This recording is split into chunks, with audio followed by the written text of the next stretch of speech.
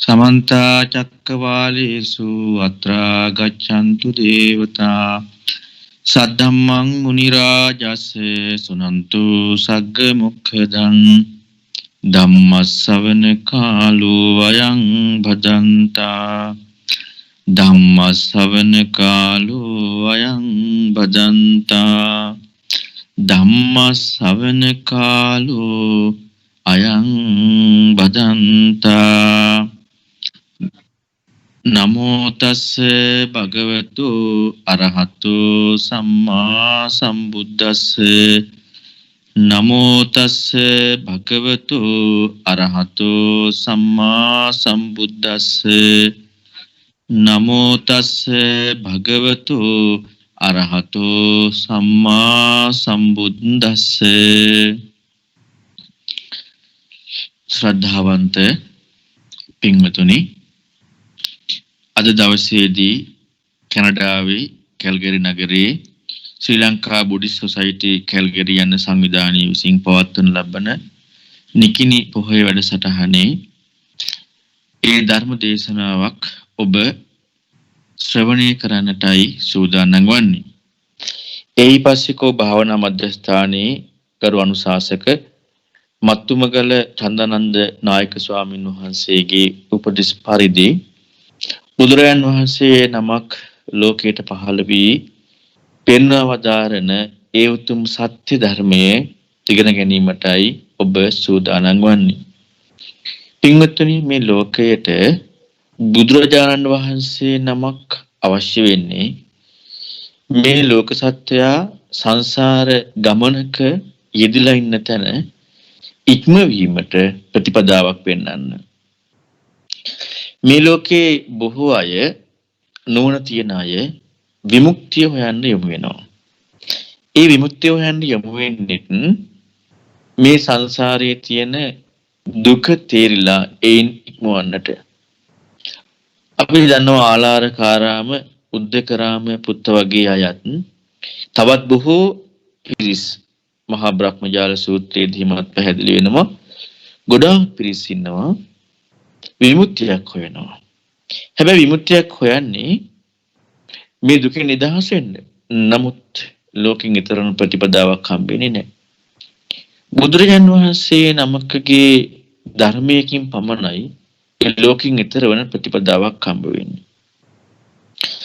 නමුත් පින්වත්නි, අද අපි ගත්තොත් ඉන්දියාවේ ಭಾರತೀಯ සමාජය හැරුණකොට ශ්‍රී ලංකාවත් ලෝකේ සෑම රටකම මේ විමුක්තිකාමී ස්වභාවයක් නැත්නම් විමුක්තිකාමී පරිසරයක් නැහැ.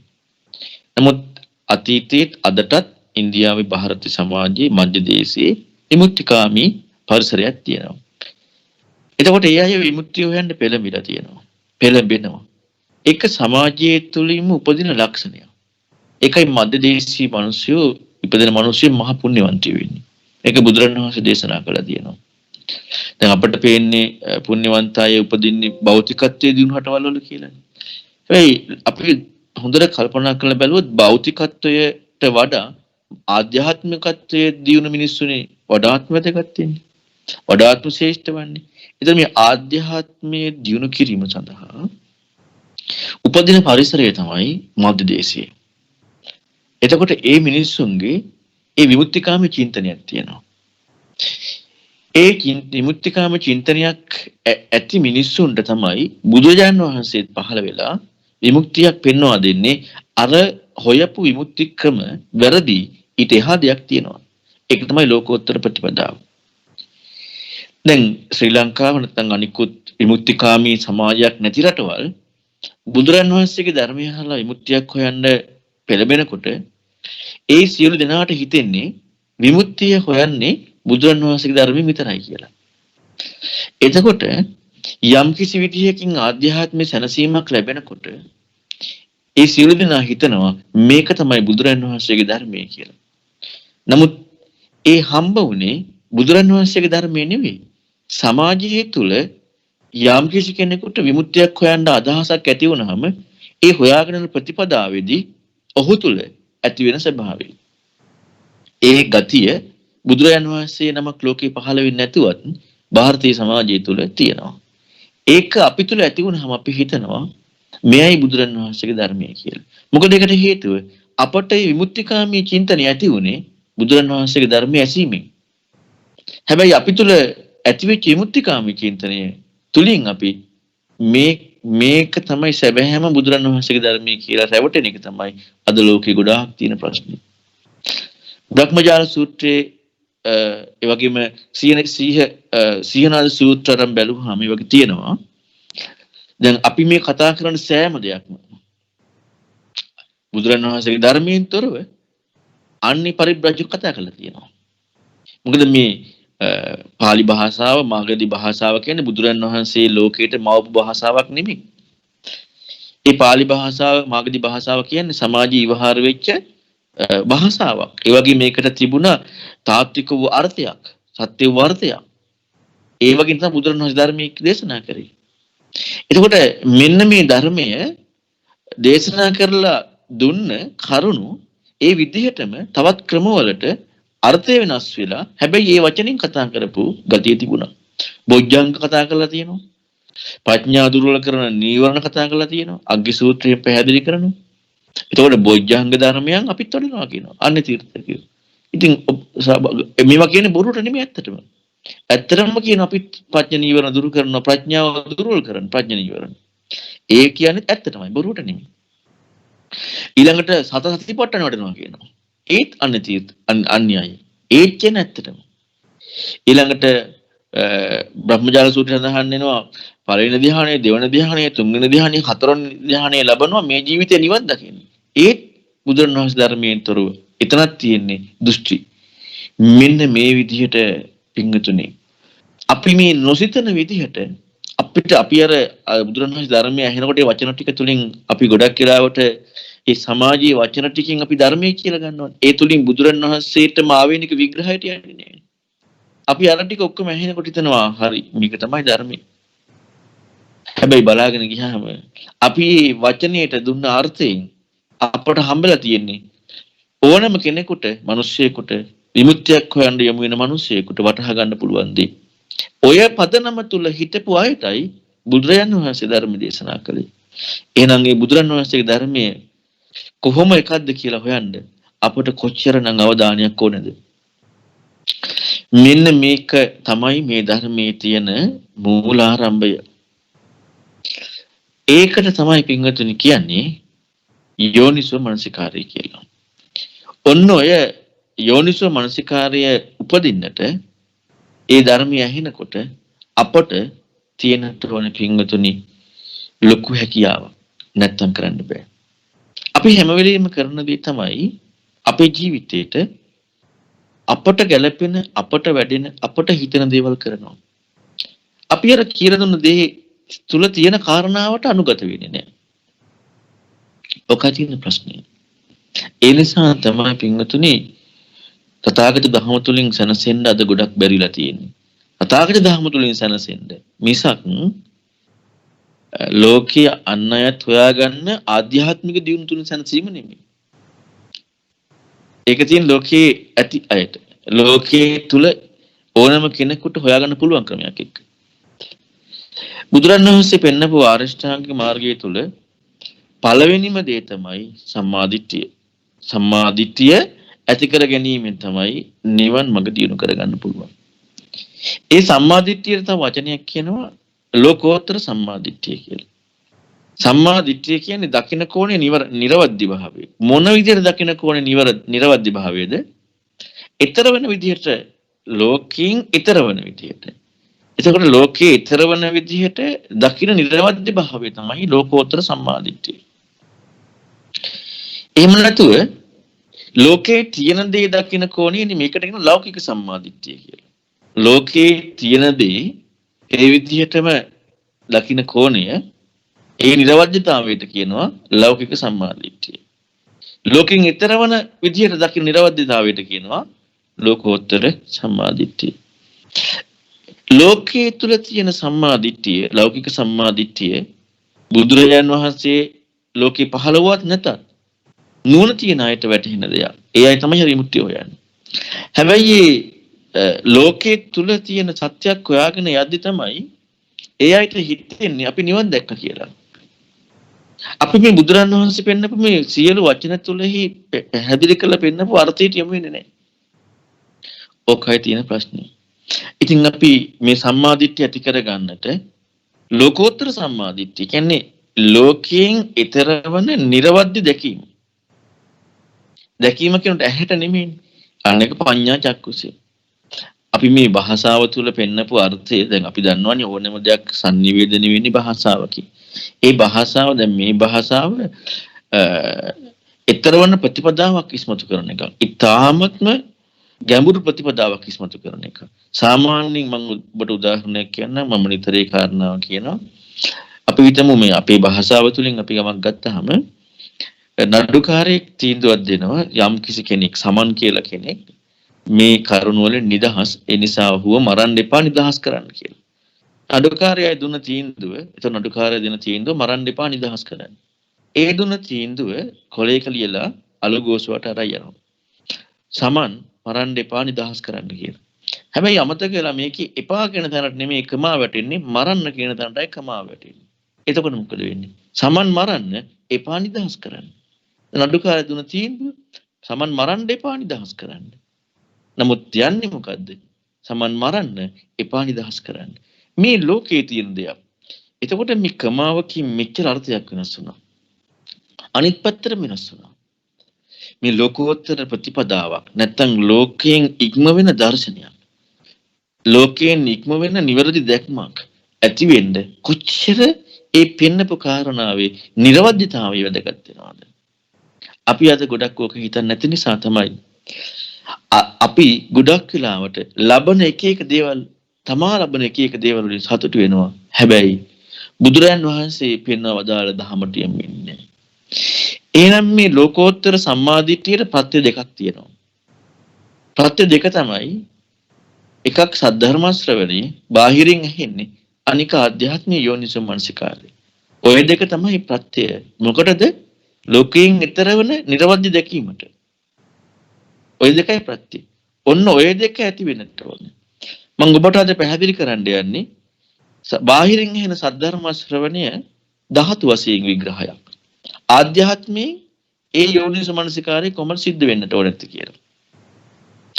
ඒ ධාතු කියන කාරණාව පිටින් ඇහෙනකොට ආධ්‍යාත්මික යෝනිසෝ මනසිකාරය කොයි විදිහටද සිදුවිය යුත්තේ? ධාතු වශයෙන් පෙන්වන කාරණාව ඉස්මතු කරන්න කලින් මම ඔබට පැහැදිලි කරලා පෙන්නන්නම් මේ යෝනිසෝ මනසිකාරය කොයි විදිහටද ඒ ඇහෙන දේ එක්ක යොමු වෙන්නට ඕනේ. සද්ධර්ම ශ්‍රවණය කියන එක බාහිර අංගයක් කියන්නේ අපට අයිති එකක් නෙමෙයි. ඒකයි එකට බාහිරයි කියලා කියන්නේ. ධර්මයේ අයිති කාටද? බුදුරයන් වහන්සේට. කිසිසේත් අපට අයිති නැහැ. ඒක බාහිර අංගයක්. අපි මේක තේරුම් ගන්න ලෝකයේ තියෙන උදාහරණයක් ගමු. ලෝකයේ මේ යෝනිසෝ මනසිකාරයේ පෙන්වන යම් කාරණාවක් ගමු. ඒ තමයි ඔබ අහලා ඇති රාගයට හේතුව සුබ නිමිත්තයි අයෝනිසෝ මනසිකාරයයි. රාගය දුරු වෙන්නේ අසුබ නිමිත්තයි යෝනිසෝ මනසිකාරයයි. දේශනාවේ තියෙනවා තේරගාථා තුල රාජදත්ත තේරගාථාවේ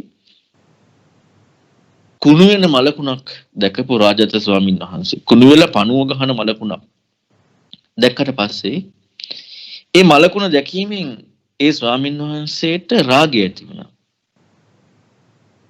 ඊට පස්සේ නාගසමාලා කියන ස්වාමීන් වහන්සේ පිණ්ඩපාතේ වටිනකොට සුරූපී නාට්‍යාංගනාවක් නටනවා දකීමත් එක්ක රාගය දුරු වුණා. එතකොට දැන් මේ නිමිති දෙක එක්ක බලනකොට අමුතු වෙනසක් තියෙනවා. කුණු වෙන පණුව ගහන මලකුණ රාගය වෙන්නත් ලස්සන සුරූපී කාන්තාව දකිනකොට රාගය දුරු වෙනවා. ඔන්න ඔය කාරණාවේ බාහිරින් තියෙන කරුණු දෙකක් තියෙනවා ඒ දෙකේම. පළවෙනි එකේ බාහිරින් තියෙන කරුණ තමයි කුණු වෙන මලකුණ. නාගසමාලා ස්වාමීන් වහන්සේ දැකපු කාරණාවේ බාහිර දේ තමයි ලස්සන ස්වරූපී කාන්තාව. හැබැයි බාහිරින් තිබිච්ච කරුණු දෙකේම තියෙන සත්‍ය. එතන ඒ තුලින් කුළු ගැන්නුනේ මොකද්ද? ඒ ස්වභාවයේ එහි ඇත්ත මොකද්ද? දෙකෙහිම ඇත්ත එකයි. දෙකෙහිම කුණු වෙන මලකුණෙත් ලස්සන ස්වරූපී කාන්තාවගේ ඇත්ත එකයි. මොකක්ද ඇත්ත? ඒ දෙකම රාගයකට ප්‍රත්‍ය වෙන්න ඕන නැති දේවල්. අපිනේ සංකල්ප වශයෙන් රාගයි කියලා දාගත්තේ ලස්සන කාන්තාවට. අපිනේ සංකල්ප වශයෙන් කැතයි කියලා දාගත්තේ. නැත්නම් ප්‍රියයි කියලා දාගත්තේ කුණු වෙන මලකුණට. දෙකෙහිම සත්‍ය එකක් තියෙනවා. ඔය දෙකම දකිනකොට ඒ දෙකෙහි සත්‍ය අනුවම දකිනකොට ඒකට යොමු වෙලා ඒන්ම ඒකත් එක්කම කල්පනා කිරීම තමයි යෝනිසෝ මනසිකාරය. තමන්ගේ සංකල්පයක් ඉදිලා නැහැ. දැන් අර ලස්සන උනේ ඇයි? සුරූපී උනේ. සුරූපී උනේ තමන්ගේ සංකල්පයකටනේ. දැන් තව කෙනෙකුට දෙන්න පුළුවන් කුණු වෙන මලකුණ දක්නට ගැටෙන්න. එතකොට රාගය නෙමෙයි ද්වේෂය. ඒ සංකල්පේ තමන්ගේ. තමන්ගේ සංකල්පයක් දාගත්ත නිසා තමයි අයෝනිසෝ මනසිකාරයක් උනේ. ඒ තියෙන කාරණාව එක්ක නොයිමසුපු නිසා. හමු වෙච්ච කාරණාව එක්කම නොයිමසුපු නිසා තමයි අයෝනිසෝ මනසිකාරයක් උනේ. කුණු වෙන මලකුණක් දැක්කම අපට පිළිකුල් කියලා අපි ඊට අනුව මනසිකාරයක් කරනවා. දැන් මොකද්ද වෙන්නේ? අන්න ඒකත් අයෝනිසෝ මනසිකාරය. ඇයි ඒක ගැටෙන්න දෙයක් නෑ. ඒක ගැටෙන්න ඕන විදිහට හිතන්න දෙයක් නෑ. එතකොට එහෙනම් ඒ පිටින් හම්බ වෙච්ච කාරණාවේ තත්ත්ව භාවය සත්‍ය වූ ස්වභාවය අනුව කල්පනා නොකිරීමෙන් තමයි අයෝනිසෝ වෙන්නේ. තමන්ගේ ස්වභාවය අත්දා ගැනීම. එහෙමනම් හොඳට හිතලා බලන්න මේ දුන්න උදාහරණයක කිසිදු විදියකින් යෝනිසෝ මනසිකාරය කියන කාරණාවට බාහිරින් ඇහිච්ච කාරණා නැත්නම් බාහිර තියෙන කාරණාව තමන්ගේ පැත්තක් දාගන්න නැතුවයි කල්පනාවට දෙන්නට උනේ නැත්තේ. කුණු වෙන මලකුණ දැකලා කෙනෙකුට රාගය ඇති වෙන්න පුළුවන්. කෙනෙකුට ද්වේෂය ඇති වෙන්න පුළුවන්. ඇයි ඒ තමන්ගේ කල්පනාව දාගත්තා. ලස්සන කාන්තාවක් දකිනකොට කෙනෙකුට රාගය ඇති වෙන්න පුළුවන්. තව කෙනෙකුට ද්වේෂය ඇති වෙන්නත් පුළුවන්. ඇයි? ඒක වැරදි විදිහට කල්පනා කරන්න, ගැටෙන්න ඕන විදිහට කල්පනා කරන්න පටන් ගන්නවා. එතකොට මේ දෙකම ඇයිති තමන් වැරදි විදිහට නැත්නම් තමන්ගේ කෝණයක් දාගත්ත නිසා. හැබැයි හම්බෙච්ච දෙහි සත්‍ය අනුවම කල්පනා කරොත් ඒක තමයි යෝනිසෝ මනසිකාරය කියන්නේ. යෝනි කියන කාරණාවේ අර්ථයක් වෙන්නේ යෝනි කියලා කියන්නේ හටගන්න ස්වභාවය. නැත්නම් අර හටගන්න ස්ථාන. ඒක බුදුරණවහන්සේ අනුරුද්ධ සංසේජ ජලාබුද උප්පාතික යෝනි කියලා විග්‍රහ කරනවා. එතකොට සෝ ප්‍රත්‍යේතනකොට යෝනිසෝ කියන්නේ ඒකටම අයිති. ඒ කියන්නේ ඒ හටගත්ත නැත්නම් යමක් පිළිබිඹු වෙන ඒ තුලටම අයිති කියන කාරණා ඉස්මතු වෙනවා. ඒකමයි පැහැදිලි වෙන්නේ. එතකොට දැන් අර කුණු වෙන මලකුණ දකින්නකොට ඒකේ තියෙන සත්‍යම අය අපේ කාරණාවක් ඕනේ නැහැ. ඒකේ තියෙන සත්‍යම ගියාම ඇලෙන්නත් ඕනේ නැහැ, ගැටින්නත් දෙයක් වෙන්නේ නැහැ. ලස්සන ස්වරූපී කාන්තාවක් දකින්නකොට ඒකෙම සත්‍ය එක බලනකොට ඒකටම යොමු වෙච්ච දේත් එක්ක බලනකොට අපේ පැත්ත දාන්න නැතුව අපි අපේ පැත්ත දාලා ඔකට වෙනස් කරන්න යනවා. අන්න ඒක තමයි ඒ සත්‍ය එක්ක කල්පනා නොකිරීම අයෝනිසෝ මනසිකාරය. දැන් මම මේ කාරණා පැහැදිලි කරේ ධාතු කියන සද්ධර්මය ඇහෙනකොට බුදුරණවහන්සේගේ ධර්මය ඇහෙනකොට යෝනිසෝ මනසිකාරය උපදින්නට ඕනති මොකද්ද කියන කාරණාව ඉස්මතු කරන්න. මොකටද? ලෝකෝත්තර මාර්ගයේ සම්මාදිට්ඨියට යන්න ඇති වෙන්න. ලෝකයෙන් ඊතරවන නිර්වද්‍ය දැකීමකට. නිර්වද්‍ය දැකීම ප්‍රඥාවෙන් දකින්න එක. අන්න ඒකට යමු වෙන්න සද්ධර්ම ශ්‍රවණය ධාතු වශයෙන් ඇහෙනකොට යෝනිසෝ මනසිකාරය ඉපදිය යුතු ආකාරය පැහැදිලි කරලා දෙන්න. එතකොට මේ යෝනිසෝ මනසිකාරය කියන කාරණාව අර කලින් කියපු උදාහරණයත් එක්ක හොඳට හිතලා බලන්න. පිටින් ඇහිච්ච පිටින් පෙනිච්ච මනකුණත් එක්කනේ නැත්නම් පිටින් පෙනිච්ච ස්වරූපී කාන්තාව එක්කනේ අපි බැලුවේ. ඒකට පුංචි හරි තමන්ගේ පැත්තක් දාගත්තා නම් ඒක යෝනිසෝ වෙන්නේ නැහැ, ඒක අයෝනිසෝ වෙනවා. මොකද හේතුව ඒකේ තියෙන සත්‍ය අනුවම විමසන්නේ නැහැ. ඒ හම්බ වෙච්ච දෙහි සත්‍ය අනුවම විමසන්නේ නැහැ. තමන්ගේ පැත්තක් දාගත්තා. සංකල්පමය රාගයක් හරි නැත්නම් ගැටීමක් හරි. ධර්මයක බලනකොට බුදුරජාණන් වහන්සේට ආйти ධර්මයි. අපට ආйти නෑනේ. ධර්මය ආйти බුදුරජාණන් වහන්සේට. බුදුරජාණන් වහන්සේට ආйти ධර්මය ඇහෙනකොට ඒකයික බාහිර සද්ධර්ම ශ්‍රවණය කියන්නේ. ඒකටම ආйතිත්වය දීලා තමන්ගේ සංකල්පයක් පොඩ්ඩක්වත් යොමු නොවන කල්පනාව තමයි යෝනිසෝ මනසිකාරය. තමන්ගේ සංකල්පයක් යමු නොවෙන කල්පනාව කිව්වහම අපි එහෙනම් තමන්ගේ සංකල්පයක් එකද දාන්නේ. ඒකට අයෝනිසෝ මනසිකාරය කියනවා. තමන්ගේ සංකල්පයක් එකට යමු වෙලා. අර රාගය හරි දේශය හරි ඇති වෙන්න තමන් හිතන ක්‍රමයේ යමුනා වගේ. ඒකේ තත්ත්ව ස්වභාවය හම්බුන්නේ නැහැ වගේ. අපට මොකද්ද ධර්මය ඇහෙනකොට අපේ සංකල්පයක් එන්නේ. අපේ සංකල්පයක් ඒකට එකතු වුණා නම් ඒ එකතු වීම ධර්මයේ තිබෙන විදිහටම ඒ ලෙසටම මනසිකාර නොකිරීම කියන අයෝනිසෝ මනසිකාරය. කුමක් එක්කද? ලෝකෝත්තර ප්‍රතිපදාව එක්ක. ඒක හොඳට මතක තියාගන්න. ලෝකීය ප්‍රතිපදාවෙදී යෝනිසෝ මනසිකාරයක් තියෙනවා ලෝකයේත් එක්ක. දැන් අපි ගත්තොත් මම ඒක තවත් පැහැදිලි කරලා පෙන්නන්න කාරණාවක් කියන්නම්. ආලාරකාරා මුද්දකරාම් පුත්ත මේ අය ඊටාම ඉහළ සමාපatti ලබා ගත්තා. නේව සංඥා නා සංඥා යතන දක්වා දියුණු කළා. එතකොට දැන් ඒ යම් කිසි ප්‍රතිපදාවක් අහලා ඊට අනුව කල්පනා කිරීමෙන් තමයි ඒ ප්‍රතිපදාව යමුනේ. දැන් ඒ කල්පනා කිරීම එක්ක ආලාරකාර මුද්දකරාම් පුත්තලට පුළුවන් වුණා කාමයේ දුරු කරන්න. යෝනිසෝ මනසිකාරයන්නේ ඇත්ත අනුව කල්පනා කර සංකල්පීය රාගය. ඊළඟට රූපය ඉක්මවන්න පුළුවන්. අරූපය සමාධිය සමාපatti ලබා ගත්තා. ඇත්ත අනුව කල්පනා කළා රූපය ඉක්මවන්න. ඒ දෙකම එයාලගේ තාත්වික වූ යෝනිසෝ මනසිකාරයෙන් ලෝකයේ තුල විමුක්තිකාමී චින්තනයක් එක්ක ලෝකයේ තුල ලබාගත් දේවල්. ඊළඟට එයාලා තුල ඇතිවෙච්ච දෘෂ්ටියක් තිබුණා. ඔන්න අයෝනිසෝ මනසිකාරය. ඒ තමයි මෙය තමයි නිවීම. මේක තමයි ලෝකෙන් ඈතර වීම. දැන් එතකොට මොකද්ද හම්බුනේ? මේ තමයි ලෝකෙන් ඈතර වීම කියලා හම්බුනේ. අහිච්ච දේ නැත්නම් එයාලා පුරුදු කරපු දේත් වැරදි. අන්නේක ඒ කියන්නේ වැරදි කියන්නේ මොකද්ද? ලෝකෝත්තර ප්‍රතිපදාව යයි හිතාගෙන ලෝකේ ප්‍රතිපදාවක් කුරු කරා. එහෙනම් ලෝකෝත්තර ප්‍රතිපදාව එක්ක බලනකොට ඒක වැරද්දක්. ඇයි වැරද්දක් වෙන්නේ? ලෝකෙන් ඈතර වෙන බව හිතාගෙන ඒකට යොමු වෙච්ච නිසා. එතකොට ඒක එක්ක එහි සත්‍යයත් එක්ක මෙනෙහි නොකරපු නිසා අන්න අයෝනිසෝ වුණා රහත් වුණා කියලා හිතාගත්තා. හැබැයි නෝන තිබුණා. බුදුරණවහන්සේ බෝධිසත්වය පෙන්වක වැරදි කියලා. මෙතන ලෝකෝත්තර ප්‍රතිපදාවක් නැහැ කියලා.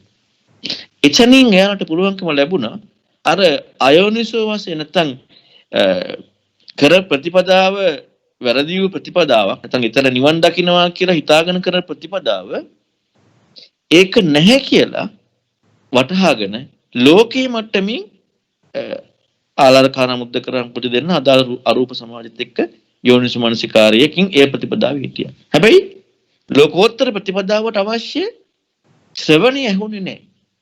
ඒ බුදුරන් වහන්සේ බුදු බවට පත් වෙලා නැහැ. ඒක නිසා ලෝකෝත්තර ප්‍රතිපදාව ඉස්මතු වෙන්නේ නැහැ. ඒක අදාළ වෙන්නේ බුදුරජාණන් වහන්සේ නමකට පමණයි. දැන් අපි හිතන්න ඔන්න ඔය කාරණාවත් එක්ක කොච්චර අවාසනාවක් තියෙනවද කෙනෙකුට දැන් බෝධිසත්වය පෙන්වුවට පස්සේ ආලලකාරාමට අර අතහරින්න පුළුවන්කම ලැබුණා. ඒක වැරද්දක් කියලා. මේ නිවන් මඟ නෙමෙයි කියලා අතහරින්න පුළුවන්කම ලැබුණා. නමුත් ඇහෙන ධර්මේ නැහැ. දැන් අපිට වෙලා තියෙන දෙයක් තියෙනවා. ධර්මයක් ඇහෙනවා. හැබැයි අපිට ඒ ධර්මයේ තුල තියෙන දේමද අපි විමසන්නේ. නැත්තම් ඒක තියෙන ආකාරයටද කල්පනා කරන්නේ. එහෙම නැත්නම් අපි දන්න දේකුත් දාගෙන තියෙනවා. දැන් ඒ ධර්මයයිති පිටටනේ බුදුරණන් වහන්සේට. අපට නෙමෙයියිති. ඔන්න බලන්න අපි දන්න ආකාරයෙන් දාගත්තාම වෙන වැඩි. දැන් අර කාන්තාවකට රාගය ඇති වුණේ ලස්සන කාන්තාවක් දැකලා කෙනෙකුට රාගය ඇති නොවෙන්නේ. කුණු වෙන මලකුණ දැකලා කෙනෙකුට රාගය ඇති වෙන්නේ. කෙනෙකුට රාගය ඇති නොවෙන්නේ. කෙනෙකුට ද්වේෂය ඇති වෙන්නේ. ඒතකොට රාගය ඇති වුණෙත් ද්වේෂය ඇති වුණෙත් මොකක් එක්කද? තමන්ගේ කල්පනාවක් එක්ක. මෙතනදී ධාතු කියන කාරණාව අපි හොඳට හොයලා බලමු. අපි කරන්නේ ධාතු එක්ක යෝනිසෝ මනසිකාරයක්ද අයෝනිසෝ මනසිකාරයක්ද? යෝනිසෝ මනසිකාරයක් කියලා කියන්නේ ඒ කියපු කාරණාව එක්කම යමු වෙන එක. අයෝනිසෝ මනසිකාරය කියන්නේ ඒ කියපු කාරණාව එක්කම යමු නොවෙන එක. තමන්ගේ පැත්තකිනුත් කාරණාවක් යමු වෙන එක. මම මේකට ඔබට පැහැදිලි කරලා දෙන්නම් ධාතු පිළිබඳව විග්‍රහය. බුදුරණවහන්සේගේ ලස්සන විග්‍රහයක් තියෙනවා. පුක්කුසාන්තිර පැහැදිලි කරපු. ඉතින් පුක්කුසාතිට පැහැදිලි කර පරියාය ධාතු වශයෙන් කර විස්තරයක් නිසා ඒකට ධාතු විභංගය කියලා විග්‍රහ කරනවා. මම මේ කියුබට යම් කරුණු ටිකක් විතරයි පැහැදිලි කරලා පෙන්නන්නේ මේ ධාතු කියන කාරණාව තමන්ට තේරෙන විදිහට නෙමෙයි. තමන්ට තේරෙන විදිහට ගත්තා නම් ඒක මොකද්ද? අයෝනිසෝ. ඇයි අර ඇහිච්ච දෙයක් එක නෙමෙයි යමුනේ. ඇහිච්ච දෙයක් එක නෙමෙයි යමුනේ. තමනුත් ඒකට ඇතුළත් වුණා. ඒකයි මේ යෝනිසෝ මනසිකාරය උපදින්න නැති වෙන්නේ. ඇහිච්ච දෙයක පමණක් යමුනා. ඒ කියන්නේ බුදුරජාණන් එතකොට ඇහිච්ච දෙයක පමණක් යමු නොවෙනකොට තව එකක් අඩු වෙලා තියෙනවා. ඒ තමයි ශ්‍රද්ධාව. ඇයි? අපිත් දන්න ටිකක් මේකට එකතු කරනවා. අපි දන්න ටිකක් කියන්නේ අපේ අත්දැකීම් ටික. ඊළඟට අපි එකතු කරනවා අපේ අත්දැකීම් ටිකක් වගේම ලෝක විද්‍යාඥයන්ගේ විග්‍රහ. ඊළඟට තව සමාජයේ ආපු විවිධ මේ තෙරවරුන්ගේ හරි නැත්නම් මේ ආචාර මත හරි මොනවා හරි විග්‍රහ. ඇයි අපි ඒක ඉදිරිපත් කරන්නේ? අපට ඕන නැති කොහොම හරි ඊතර වෙන්න නෙමෙයි. ඊතර වෙන ප්‍රතිපදාව ඉස්මතු කරගන්න නෙමෙයි. මට මේක හොඳට පුරුදු කරන්න. දැන් මට මේක හොඳට පුරුදු කරන්න ඒ කියන්නේ මාව සතුටු කරන්න. බුදුරණන් වහන්සේ පෙන්න ධර්මයේ තුල ඉස්මතු වෙන්නේ මූලිකම තැන මම තමා වැරදි බව අත්දකින්න ප්‍රතිපදාව. ඒක තමයි සක්කාය දිට්ඨිය දුරු වෙනවා කියන්නේ. නමුත් අපට ඕන නැත්තේ කොහොම හරි මට තේරෙන, මට වැඩෙන, මට ගැළපෙන, මට ප්‍රත්‍යක්ෂ වෙන ප්‍රතිපදාව. ඒ කියන්නේ සක්කාය දිට්ඨිය වර්ධනය වෙන ප්‍රතිපදාව. සක්කාය දිට්ඨිය වර්ධනය වෙන ප්‍රතිපදාවක් නම් ඉස්මතු වෙන්නේ බුදුරජාණන් වහන්සේ නමක් ලෝකේ පහළ වෙලා පෙන්වා දෙන ධර්මයේ කිසිම දෙයක් ඔහුට ලැබිලා නැහැ. දෙවි කෙනෙක් කියලා බුදුරජාණන් වහන්සේගෙන් අහනවා ජරා මරණ වලින් පීඩිත වෙලා ඉන්න මේ සත්‍යය ඉක්මනින්ම කල යුත්තේ කාමරාගය දුරු කරන්න නේද කියලා. බුදුරජාණන් වහන්සේ කියනවා නැහැ. ජරා මරණ වලින් පීඩිත වෙලා ඉන්න සත්‍යය ඉස්ලාම් කල යුත්තේ සක්කාදිට්ඨිය දුරු කරන්න.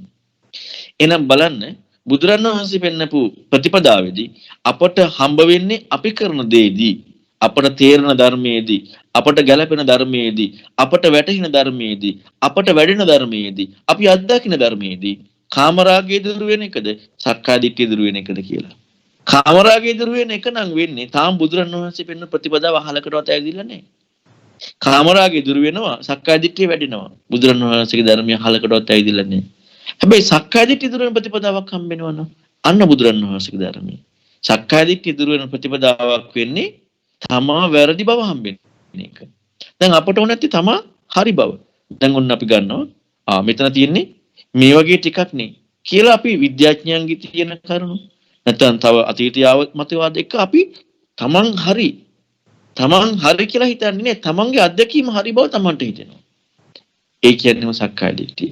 ඔබට මේක තේරුම් ගන්න පුළුවන් මේ ධාතු විභංග සූත්‍රයේ මේ ධාතු විස්තරයත් එක්ක. එහෙනම් ධාතු විස්තරය අපි හොඳට අහන්න වෙනවා. ඔන්නකොට බුදුරජාණන් වහන්සේ වෙනනවා හොඳට කන් නිමාගෙන අහන්න. අහලා ඒක දරා ගන්න කියලා භාග්‍යවතුන් වහන්සේ ඒ දහමටම යොමු වීම හොඳට ඉස්මතු කරලා පෙන්නනවා. අපි අද ගොඩක් වෙලාවට මේ දහමටම යොමු වීම ඉස්මතු වෙන්නේ නැතුව අපි අර අපේ පැත්තට යොමු වෙච්ච නිසා තමයි පින්වතුනි මේක ගොඩාක් මගේ හැරුනේ. පුරුෂයා කියලා කියන්නේ ධාතු 6ක්. ඊළඟට ධාතු විභංග සූත්‍රයේ පැහැදිලිනවා ස්පර්ශ ආයතන 6ක්, මනෝපවිචාර 18ක්. එතකොට දැන් මෙතන මේ පෙන්වන්නේ පුරුෂයා කියන්නේ මෙන්න මේ ක්‍රම තුනක් පෙන්වනවා. ධාතු 6ක්. දැන් අපි බැලුවොත් අපි හැම වෙලෙම බලන්නේ මේ තියෙන දෙයට එහා ගිහිල්ලා අපේ පැත්තට අපි කල්පනා කරන්න බලනවා මේ තියෙන දේ තුල විග්‍රහය කල්පනා කරන්නේ. ධාතු 6ක්. ස්පර්ශ ආයතන 6ක්. මනස ඇතුළෙන් 18ක්. ඊළඟට පෙන්නනවා යම් කිසි පුරුෂයෙක් අදිෂ්ඨාන 4ක පිහිටලා පඤ්ඤා අදිෂ්ඨානිය පාදක කරගෙන කතා කරන්නේ අදිෂ්ඨාන 4ක පිහිටියට පස්සේ මේ සියලු මඤ්ඤණා වලින් ඉක්මවනවා කියන්නේ. ඒ කියන්නේ අරහත්ත්වයටපත් වෙනවා. රහත් වෙනවා නිවෙනවා. ඒකෙදී ධාතු විභංග සූත්‍රයේ නමත් හදුනේ ඒකයි ධාතු විභංග කියලා. මේ ධාතු කියන කාරණාවට පුරුෂයා කියලා කිව්වනේ. මෙන්න මේ ධාතු දකින්න කෝණයෙන් අන්න අදිෂ්ඨාන 4 තුල පළවෙනි එක තමයි ප්‍රඥාව. ධාතු දකින්න කෝණය අනුව ඊතරවන ප්‍රතිපදාව ඉස්මතු කරනවා. ධාතු දකින්න මොන කෝණය අනුවද? ධාතු දකින්න ලෝකෙන් ඊතරවන කෝණය අනුව. ලෝකේ ඇති ධාතු දකින්න එක නෙමෙයි. ලෝකෙන් ඊතරවන විදියට ධාතු දකින්න ආකාරය. ඒ විග්‍රහය භාග්‍යවතුන් වහන්සේ පෙන්වා දෙනවා. හොඳට තේරුම් ගන්න මේ හැම කාරණාවක්ම එහෙම නොවුනොත් අපි පටලවා ගන්නවා. මොකද ධාතු විග්‍රහය එනකොට මේ බුදුරණවහන්සේගේ ධර්මයනේ කියන්නේ. ඒ ධාතු පිළිබඳ බුදුරණවහන්සේ අලුතෙන් වචනයක් ලෝකෙට මෙව්වද? නැහැ. පංචපාස්කන්ධයෙන් අලුතෙන් වචනයක් ලෝකෙට මෙව්වද? නැහැ. ඒක සමාජීය වචනයක්. සමාජයකට අර්ථයක් තිබ්බා. එතකොට ඒකම නම් අපට හම්බ වෙන්නේ. ඒ අර්ථය ඒ පැහැදිලි කිරීම තුළින් ඉස්මතු වෙන්නේ ලෝකයේ තුල ලෝකයේ සත්‍ය දකින්න කෝණය. බුදුරණන් වහන්සේ පෙන්නපු එක පොඩ්ඩක් වෙනස්. ඒ කාරණාව පාදක කරගෙන ලෝකෙන් ඈතර වෙන විදියට දකින්න කෝණේ, නිර්වැද්‍ය දකින්න කෝණේ පෙන්වනවා. අන්න ඒක තමයි මේ ධර්මයටම යොමු වීමෙන් පමණක් අපට ඒක වෙන්නේ. දැන් අපි මේ ධර්මය අහනකොට අපට පුංචි මේකක් තියෙනවා. මොකද අපිටත් ඒක පොඩි පොඩි අත්දැකීමක් එනවනේ. මොකද්ද කොහෙද ඒ අත්දැකීම ඉන්නේ? තමාටනේ. ඇයි තමා කියලා ලෝකේ හම්බ වෙනවා. තමා කියලා ලෝකේ හම්බ වෙනකොට ඒ ලෝකයේ ඇත්ත ඒක බොරුවක් නෙමෙයි. ලෝකයේ ඇත්ත. හැබැයි අපට මේ ලෝකයේ ඇත්ත හම්බුනේ අපි හිතනවා අපි බුදුරණවහන්සේගේ ධර්මයේම ගත්තාය කියලා. ඒ හිතීම නිසා මේකටනේ මගපල් ලබනවා කියන්නේ කියලායි කල්පනා කරලා අපි සතුටු වෙනවා. සක්කාය දිට්ඨිය කියන කාරණාව අහලකටවත් වටහා ගන්නවත් හැකියාව ලැබිලා නැහැ. දුරු කරන්න නෙමෙයි වටහා ගන්නවත් හැකියාව ලැබිලා නැහැ. එතකොට දැන් මෙතනදී ධාතු මොකද්ද ධාතු කියන්නේ කියලා ඔන්න බුදුරණවහන්සේ පුක්කු සාපිර විස්තර කරනවා. මොකද්ද මේ ධාතු? දැන් මේ ධාතු විග්‍රහ කරන්නේ මොකක් එක්කද? මේ අදිෂ්ඨාන තුල පිහිටලා මේ ප්‍රඥාවෙන් අප්‍රමාදී වෙනවා. ඒ කියන්නේ මේ ලෝකයෙන් ඈතර වෙන දැක්ම කරා යොමු වෙන විදිහ විග්‍රහය. ලෝකයෙන් ඈතර වෙන දැක්ම කරා යොමු වෙන විග්‍රහය තමයි බුදුරණවහන්සේ පුක්කු සාපිර පෙන්වන්නේ. ලෝකයේ තුල දැක්ම කියන එක නෙමෙයි ලෝකයෙන් ඈතර වෙන විදිහ දැක්ම. ලෝකෝත්තර කියන්නේ ඒක. පඨවි විග්‍රහ කරනවා.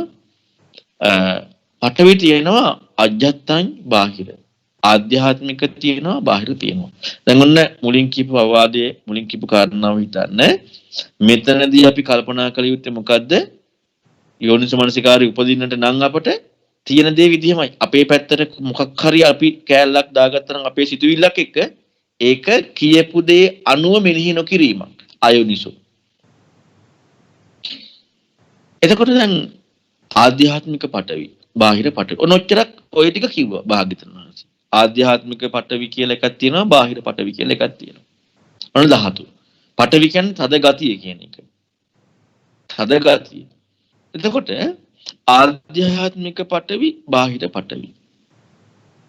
දැන් මෙතනදී බාහිර පඨවියක් විග්‍රහ කරන්නේ නැහැ. දැන් අපට ඕන නම් විග්‍රහ කරගන්න අපි ඒ ධර්මයේ තුල තියෙන දේ අනුවමද හිතන්නේ නැත්නම් ඒ ධර්මයේ තුල තියෙන දේ අනුව ඉක්මවාද හිතන්නේ. එහෙනම් විග්‍රහ කළා නැහැ. විග්‍රහ නොකර තියෙන දෙයක් අපට ඕනේ. එතකොට ඒකේ තුල තියෙන දෙයක් නෙමෙයිනේ. ඒ ධර්මයේ තුල තියෙන දේ අනුව නෙමෙයි මෙනෙහි කරන්නේ ධර්මයේ තුල තියෙන දේ අනුව නැතුව මෙනෙහි කරනවා. අන්න අයනුස වෙන්න පටන් ගන්නවා. මේක විග්‍රහ කරන්නේ ආධ්‍යාත්මික පඨවි විතරයි. බාහිර පඨවි විග්‍රහ කරන්නේ නැහැ. අපට ඕන මොකම තිබ්බනම් ඒ හැඟීම එක්කම අපි තුල උපදිනා මොකද්ද? අයෝනිසෝ මනසිකාරය කියන එක. ඇයිද සද්ධර්මයේ කියන කාරණාවට තන ගිහිලා නැහැ. සද්ධර්මය ඇහෙනවා කියන කාරණාවට තන ගිහිලා නැහැ. අපට ඕන තැනක් අන්න අපට ඕනකමක් අපේ සංකල්පයකට ඉඩක් ඇහිච්ච දේ තුලට යමු වුණා. අර රාගය ඇති වෙන්න හේතුනේ. දැන් කුණු වෙන මලකුණ දකිනකොට ඇයි රාගය ඇති වෙන්නේ? රාගය ඇති වෙන විදිහට අපට ඕන නිමිති ටිකක් දාගත්තා. රාගය ඇති වුණා. ලස්සන රූප දකිනකොට අපි ඒක ලස්සන විදිහට අපිට ඕන විදිහට හිතුවා. රාගය ඇති වුණා. අන්නේ විදිහට ධර්මය ඇහෙනකොට අපට ඕනකම ඇති වෙනවා බාහිර එකට යන්න. තේරුම් ගන්න. දැන් මොකද වෙන්නේ? තියෙන දෙයට ඉක්මවලා අපි කල්පනා කරනවා. ඒක අයෝනිසෝ වෙනවා. තියෙන්නේච්චරයි ආධ්‍යාත්මික පඨවි විස්තර කරනවා බාහිර පඨවි කියලා පැහැදිලි කිරීමක් නැහැ. එච්චරයි එතන තියෙන්නේ. හැබැයි තව පැහැදිලි කිරීමක් වෙනම තියෙනවා. ආධ්‍යාත්මික පඨවිය පැහැදිලි කරනවා. අපි ආධ්‍යාත්මික පඨවිය පැහැදිලි කිරීම පසකලා අපි බාහිර පඨවියක් පැහැදිලි නොකරපු කාරණා අපි පැහැදිලි කරගන්න යනවා. ඇයි අපට කොහොම හරි අවශ්‍යතාවයක් තියෙනවා තමා හරි කියලා තේරුම් ගන්න. අයෝනිසෝ ඉස්මතු වෙනවා. ආධ්‍යාත්මික පටේ විග්‍රහ කරලා පෙන්වනවා මෙහෙම. අජ්ජත්තං පච්චත්තං කක්කලං කරිගතං උපාදින්නම්. ආධ්‍යාත්මී ප්‍රත්‍යක්ෂ කියන්නේ පච්චත්තං කියන්නේ තමා තුලයි අජ්ජත්තං කක්කලං කියන්නේ තද මේ ගොරෝසු කක්කලං කරිගතං ගොරෝසු උපාදින්නම් උපාදානින් හටගත්. මෙන්න මේකට කියනවා පටවි කියලා. පටවියට උපාදාන කරගත්තා කියලා නෙමෙයි කියන්නේ. තද ගතිය ගැන මේ කතා කරන්නේ. කක්කල කරිගත අජ්ජත් පච්චත්ත කක්කල කරිගත උපාදින්න. ආධ්‍යාත්මයේ තමා තුළ තද ගොරෝසු උපාදානින් හම්බෙච්ච. ඔකට කියනවා පටවි කියලා. දැන් ඔය කියපු කාරණාව අනුව විමසන්න යනකොට අපි බලන්න ඕනේ මොකද්ද මේ කියලා තියෙන්නේ කියලා. දැන් අපි ඔකට යන්න ගියොත් එහෙම අපේ කෝණයෙන් ඔන්න අපට පටලැවෙනවා. මම ඔබට මේකෙදි ලස්සන කාරණාවක් පැහැදිලි කරන්න අපි ඇත්තට මේ අයෝනිසෝ වෙන හැටි දැන් මේකෙදි මම පොඩි කාරණාවක් පැහැදිලි කරා.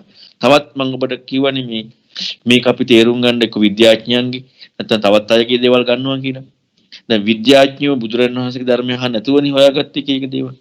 බුදුරණවහන්සේ පෙන්වන්න නැති දේවල්නේ. විද්‍යාඥයෝ අපි කතා කරනවා බුදුරණවහන්සේ හොයාගත්ත දේවල් විද්‍යාඥයෝ හොයාගත්ත කියලා. ඇයි කතා කරන්නේ? එතනදීම අපි විද්‍යාඥයෝ සම්බුදුයි කියලා කියලා ඉවරයි. ඇයි බුදුරණවහන්සේ හොයාගත්ත සත්‍ය කාටද හොයාගන්න පුළුවන් තව? බුදුරණවහන්සේ නමකට විතරයි. එතකොට එහෙනම් විද්‍යාඥයෝ හොයාගත්තා නම් එයාලත් බුදුවරු. ඔන්න අපි දාගන්න පටලැවිල්ල. දැන් විද්‍යාවේ පෙන්වනවානේ ඝනද්‍රව වායු කියන මේවා මේ එකට පවතින ආකාරي ඒ වගේ වෙනස්කම් එක්ක. දැන් අපිත් මේ ධාතු හැටියට ඔක දාගන්නව නේද? පඨවි ආපෝ තේජෝ වායෝ මේ හතරම තියෙනවා. එතකොට මේ වගේ සංකූලතාවය අනුව තමයි මේක තදයි කියලා හම්බෙන්නේ මේක දෙතයි කියලා හම්බෙන්නේ මේක උණුසුම් කියලා හම්බෙන්නේ මේක සංකූලතාවය අනුව. අපිත් දාගන්නවා. ඇයි අපි දාගන්නේ? අපර ඕනෙත් කොහොම හරි Tamanට ගැලපෙන්න යමක් නේ. අන්න විද්‍යාඥයෝ කියපු කාරණාවට හැබැයි මේක ඇත්තයි බොරු නෙමෙයි. ඒ ඇත්ත මොකද්ද? ඒ ඇත්ත ලෝකේ ඇත්ත. ඒක මොකද්ද? ලෝකේ ඇත්ත. දැන් බුදුරණවහන්සේ පෙන්වන්නේ ලෝකයෙන් ඈතර වන සත්‍ය. ඕක අපට පැටලෙනවා. ලෝකේ ඇත්තට එහා ගියපු සත්‍යයක් තමයි ලෝකයෙන් ඈතර වීම. ලෝකේ ඇත්ත හම්බෙන්නේ තමාට. එතකොට ලෝකේ ඇත්ත හම්බුණාට තමා කියන කාරණාවට කොටු වෙලා සක්කාය දිට්ඨිය තුල ඉන්නවා. ලෝකෙන් ඈතර වන සත්‍යයට යමු වෙන ප්‍රතිපදාවේදී ලෝකය සහ තමා කියන කාරණාව ඉක්මවීමක් හම්බෙන්නේ. ඒකට අර ධාතු ගැන විග්‍රහයක් දුන්නද බුදුරණවහන්සේ සද්ධර්ම ශ්‍රවණී බාහිරින් ඇහෙන ඔතෙන්ද පමණමයි යමු විය යුත්තේ. අලුත් කැලක් දාන්න බෑ. එතකොට මෙතන කොතනකවත් ධාතු විග්‍රහ කරන තැනකදී බුදුරණවහන්සේ පෙන්වා දීලා නැහැ පින්වතුනි හතරම එකට තියෙනවා කියලා. ඒක විද්‍යාඥයෝ කිව්වේ. හැබැයි ඒක බොරු නෙමෙයි ඒක ඇත්ත. ඒක ලෝකයේ ඇත්ත. බුදුරණවහන්සේ පෙන්නපු මේ ලෝකෝත්තර ප්‍රතිපදාවට අපි යොක දාගත්ත ගමන් අපේ ශ්‍රද්ධාව අහිමි වෙනවා. ඒ වගේම අපි අයෝනිසෝ ඉස්මතු කරගන්නවා. සම්මා දිට්ඨිය ඇති වෙන්නේ නැහැ. එතකොට අපි හොඳට කල්පනා කරලා බැලුවොත් ඒකේ තියෙන දේ විතරක්ම අලුත් කැලලක් ගන්න නැතුව. දැන් ඔන්න ආධ්‍යාත්මික හරිනේ. තමා තුළ හරිනේ. තද ගොරෝසු ගති හරිනේ. ඔන්න ඔය අපි උපාදින වචනේ ඊට පස්සේ තේරුම් ගමුකෝ. දැන් මේක මොන වගේ දේවල්ද කියලා නිස්මතු කරනවා. කේස්, ලෝම්, නිය, දත්, සම්මස්න, හර ඇට ඇට මිදුළු. මෙන්න මේක විග්‍රහ කරා.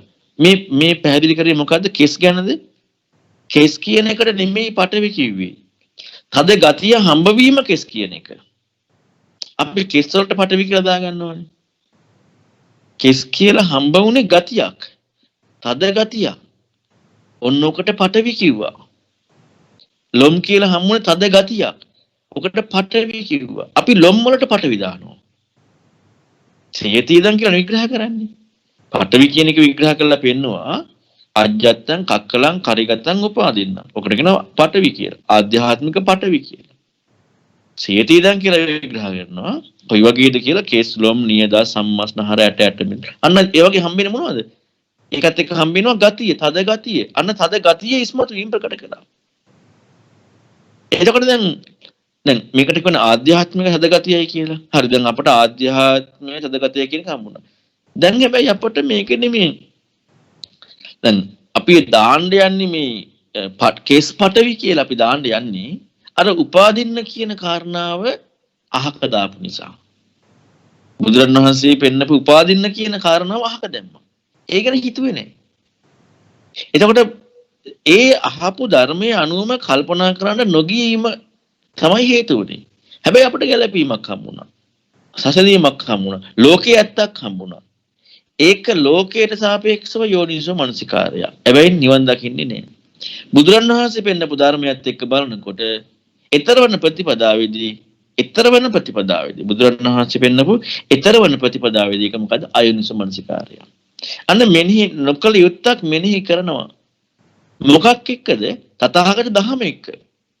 සබ්බා සූත්‍රය පැහැදිලි කරනවා ආශ්‍රව ප්‍රහාණය වෙන්නේ කොහොමද? යෝනිසෝ මනසිකාරය අයෝනිසෝ මනසිකාරය දන්න දකින්නකොට. යෝනිසෝ මනසිකාරයත් අයෝනිසෝ මනසිකාරය දන්න දකින්නකොට තමයි ආශ්‍රව ප්‍රහාණය. වෙන ක්‍රමයකට නෙමෙයි. එතකොට මේ යෝනිසෝ මනසිකාරය දන්න දකින්නවා කියන කාරණා පැහැදිලි කරනවා. මානසිකාර කලයුත්ත මානසිකාර කරනකොට මානසිකාර නොකලයුත්ත මානසිකාර නොකරනකොට ආශ්‍රව ප්‍රහාණය වෙනවා. කාමාශ්‍රව, භවආශ්‍රව, අවිජ්ජාශ්‍රව. මානසිකාර නොකලයුත්ත කරද්දී කලයුත්ත නොකරයිද්දී කාමාශ්‍රව, භවආශ්‍රව, අවිජ්ජාශ්‍රව වර්ධනය වෙනවා. සබ්බාසූත්‍රය පැහැදිලි කරනවා. එතකොට නම් මානසිකාර කලයුත්ත මානසිකාර නොකලයුත්ත කොහොමද වෙන් වෙන්නේ? ධර්මය හෙද්දී. ඔක බලන්නට ඕන. ඇයි මානසිකාර නොකලයුත්තක් වෙන්නේ? මානසිකාර නොකලයුත්තක් වෙන්නේ අපි අර ඒ සද්ධර්මයේ තියෙන කාරණාවක් නැතුව වෙන එකක් මෙනෙහි කරනවා. මානසිකාර කලියුත් මෙනෙහිකාර කරන්නේ නැහැ කියන්නේ ධර්මයේ තියෙන කාරණාවක් මෙනෙහි කරන්නේ නැහැ. දැන් උපාදින්න කියලා තියෙන අපි මෙනෙහි කරන්න එක. ඒක මෙනෙහි කරන්නේ නැහැ. ඒක හොයන්නේ නැහැ. නොකලියුත්තක් කරනවා. ඉතින් අයෝනිසෝ වෙනවා. ආශ්‍රව කියන්නේ ආශ්‍රව තියෙනවා පින්වතුනි තුන් ආකාරයක. කාමාශ්‍රව, භවආශ්‍රව, අවිජ්ජාශ්‍රව. සබ්බාසුත්‍ර පැහැදිලි වෙනවා. එතකොට මේ අපට අර කාමයට නෙමෙයි බුදුරණවහන්සේ ආශ්‍රව කිව්වේ. කාම ආශ්‍රවය කියලා. අපිට කාමයේ දුර වෙනකොට අපි හිතනවා කාමාශ්‍රව ඉක්මනවා කියලා. හැබැයි අපි භව ආශ්‍රව ගැන හිතන්නේ නැහැ. අවිජ්ජාශ්‍රව ගැන හිතන්නේ නැහැ. භව කියන එකත් ආශ්‍රවයක්. අවිජ්ජාව කියන එකත් ආශ්‍රවයක්. හැබැයි ආශ්‍රවයක් හැටියට ඉස්මතු වීම. කාමයේ භවයේ අවිජ්ජාව කියන එක නෙමෙයි. කාම භව අවිජ්ජා ආශ්‍රවයක් හැටියට. දැන් සම්මාදිට්ඨි සූත්‍රය පැහැදිලිනවානේ අවිද්‍යාවට හේතුව ආශ්‍රව කියලා. එතකොට නම් ඇයි මේක දෙකක් කියන්නේ? ආශ්‍රව තුලදී අවිජ්ජාශ්‍රවක් තියෙනවා. එතකොට අවිද්‍යාව කියන්නේ එකක්. අවිජ්ජාශ්‍රව කියන්නේ තව එකක්. ඒ කියන්නේ මේක විග්‍රහයක් පෙන්වන්නේ ආශ්‍රව වචනයත් එක්ක. එතකොට මේ ආශ්‍රව වලට ඉතත් අවිද්‍යාව. අපි මේ හැම එකක්ම අපට තේරෙන පැත්තක් අපි දාගත්තාම මොකද වෙන්නේ? අපි අර ධර්මයේ තියෙන දේ අනුව කල්පනා කරන්න යමු වෙන්නේ. ඔකයි වෙන්නේ. ආශ්‍රව කියන වචනේ තේරුම තමයි පල්විච්ච ගතිය. දැන් අපි දන්නවනේ අරිෂ්ඨ වලට ආශ්‍රව කියන ওই සිංහල බෙහෙත් හදන ඒ වගේ. ආශ්‍රව. ඒ කියන්නේ අරිෂ්ඨ කියන්නේ බෙහෙත් අමුද්‍රව්‍ය එකතු කරලා සිංහල බෙහෙත් හම්බලා පල් කරනවා. අන්න එතකොට කියන ආශ්‍රව කියලා. හැබැයි අමුද්‍රව්‍ය ටිකටද? නෑ. තැම්බීමටද? නෑ. පල් කිරීමටත් නෙමෙයි. ඒ පල් කිරීම තුලින් ඒ කියන්නේ ඒකින් පැන නැගීම තමයි ආශ්‍රව. ඒක අරිෂ්ඨ වලට ආශ්‍රව කියලා කියනවා. දැන් බලන්න ඒ අරිෂ්ඨ ටිකක් හැලුනහම අපි අරිෂ්ඨ ටික පිහදානවා. සම්පූර්ණයෙන් පිහදානවා. නමුත් අර පල් කරපු ගතියත් එක්ක අරිෂ්ඨ නැතුව තියෙදි දුර්ගන්ධය නැද්ද? තියෙනවා. හැබැයි අරිෂ්ඨ ටික තියෙනවද? නැහැ. දුර්ගන්ධය තියෙනවා.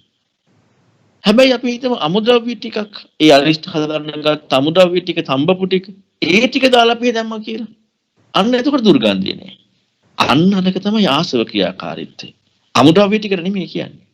අමුද්‍රව්‍ය තැම්බීමට නෙමෙයි කියන්නේ. අර ක්‍රියාකාරීත්වය. දැන් අපට ඔන්න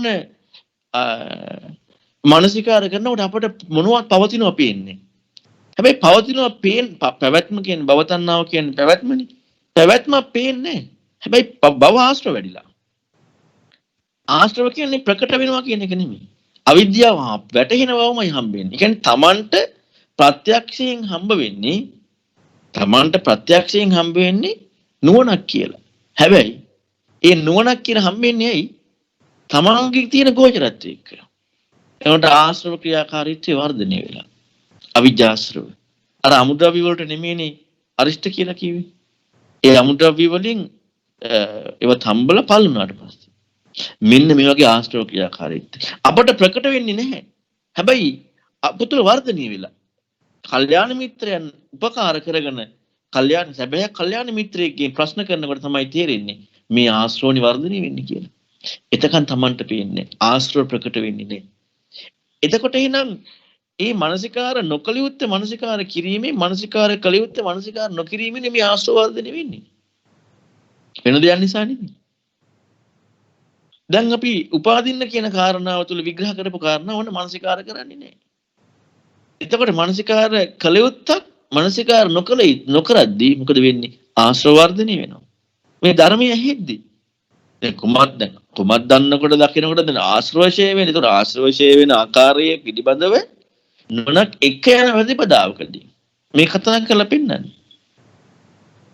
දැන් මෙහි නොකලියුත්තක් මෙනේ කරනවා කියන්නේ ධර්මයේ පිටින් ඇහිච්ච කාරණාවක නැහැ. මේ ධාතු හතරම එකට සංකූලතාවයකින් තියෙනවා කියලා. දැන් අපි ඒක මෙනෙහි කරනවා. නොකලියුත්තක්. අපි යන්න මෙනෙහි කරන පටන් ගන්නවා. ඒ ධාතු වශයෙන් ඒ කාරණාව හැටියට. හැබැයි විද්‍යාඥයෝ කියපද. හැබැයි ඇත්ත තේරෙනවා වැටහෙනවා. ඒක මොකද්ද? ලෝකයේ දකින්න කොහොනේ. අපි සතුටු වෙනවා. අපට කෙලෙසෙන්නේ නෙවෙයි. කාටද කෙලෙසෙන්නේ නැති තමාට. එතකොට තමාට කෙලෙසෙන්නේ නැහැ කියන කාරණාව තුලදිම ඉස්මතු වුනේ කවුද? තමාව.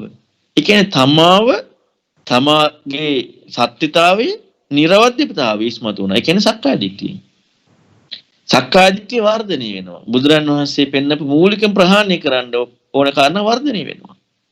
තමා කියලා නිර්වදී කියලා තමාට හම්බුණා. බුදුරන් වහන්සේගේ ධර්මයේ නෑ. ඊතර වෙන ප්‍රතිපදාව නෑ. අයෝනිසෝ වෙනවා. එතකොට දැන් මෙතනදී ඔන්න අපි හිතමු දැන් උපාදින්න කියනකොට උපාදාන. දැන් මේ උපාදාන කියන වචනේ හම්බෙන්නේ පින්වතුනි පටිසමුප්පාදයේ. බුදුරණවහන්සේ තමයි පටිසමුප්පාදයේ ඔය පිළිවෙලක් එක්ක ඔය පැහැදිලි කරේ ප්‍රත්‍යසම්බන්ධය. අන්න ඒ ප්‍රත්‍යසම්බන්ධයේ බුදුරණවහන්සේ ලෝකේ වචන භාවිතා කරමින් ලෝකේ තාත්වික වචන භාවිතා කරමින් ඒ වචන තුලින් ප්‍රත්‍යසම්බන්ධයක් ඉස්මතු කරලා පෙන්වන ප්‍රායෝගිකත්වයක්. මෙන්න මේ ප්‍රත්‍යසම්බන්ධයේදී එයාට නුවණින් විමසන්නට කාරණාවක් ඊතරන ප්‍රතිපදාව කුළු ගැන්වෙන විදිහට භාග්‍යතුන් වහන්සේ පැහැදිලි කරා. ඒ තමයි උපාදින්න කියන කාරණාවක් දුන්නා. පට විග්‍රහ කරද්දී. උපාදානයෙන් හට ගන්නවා කියන එක.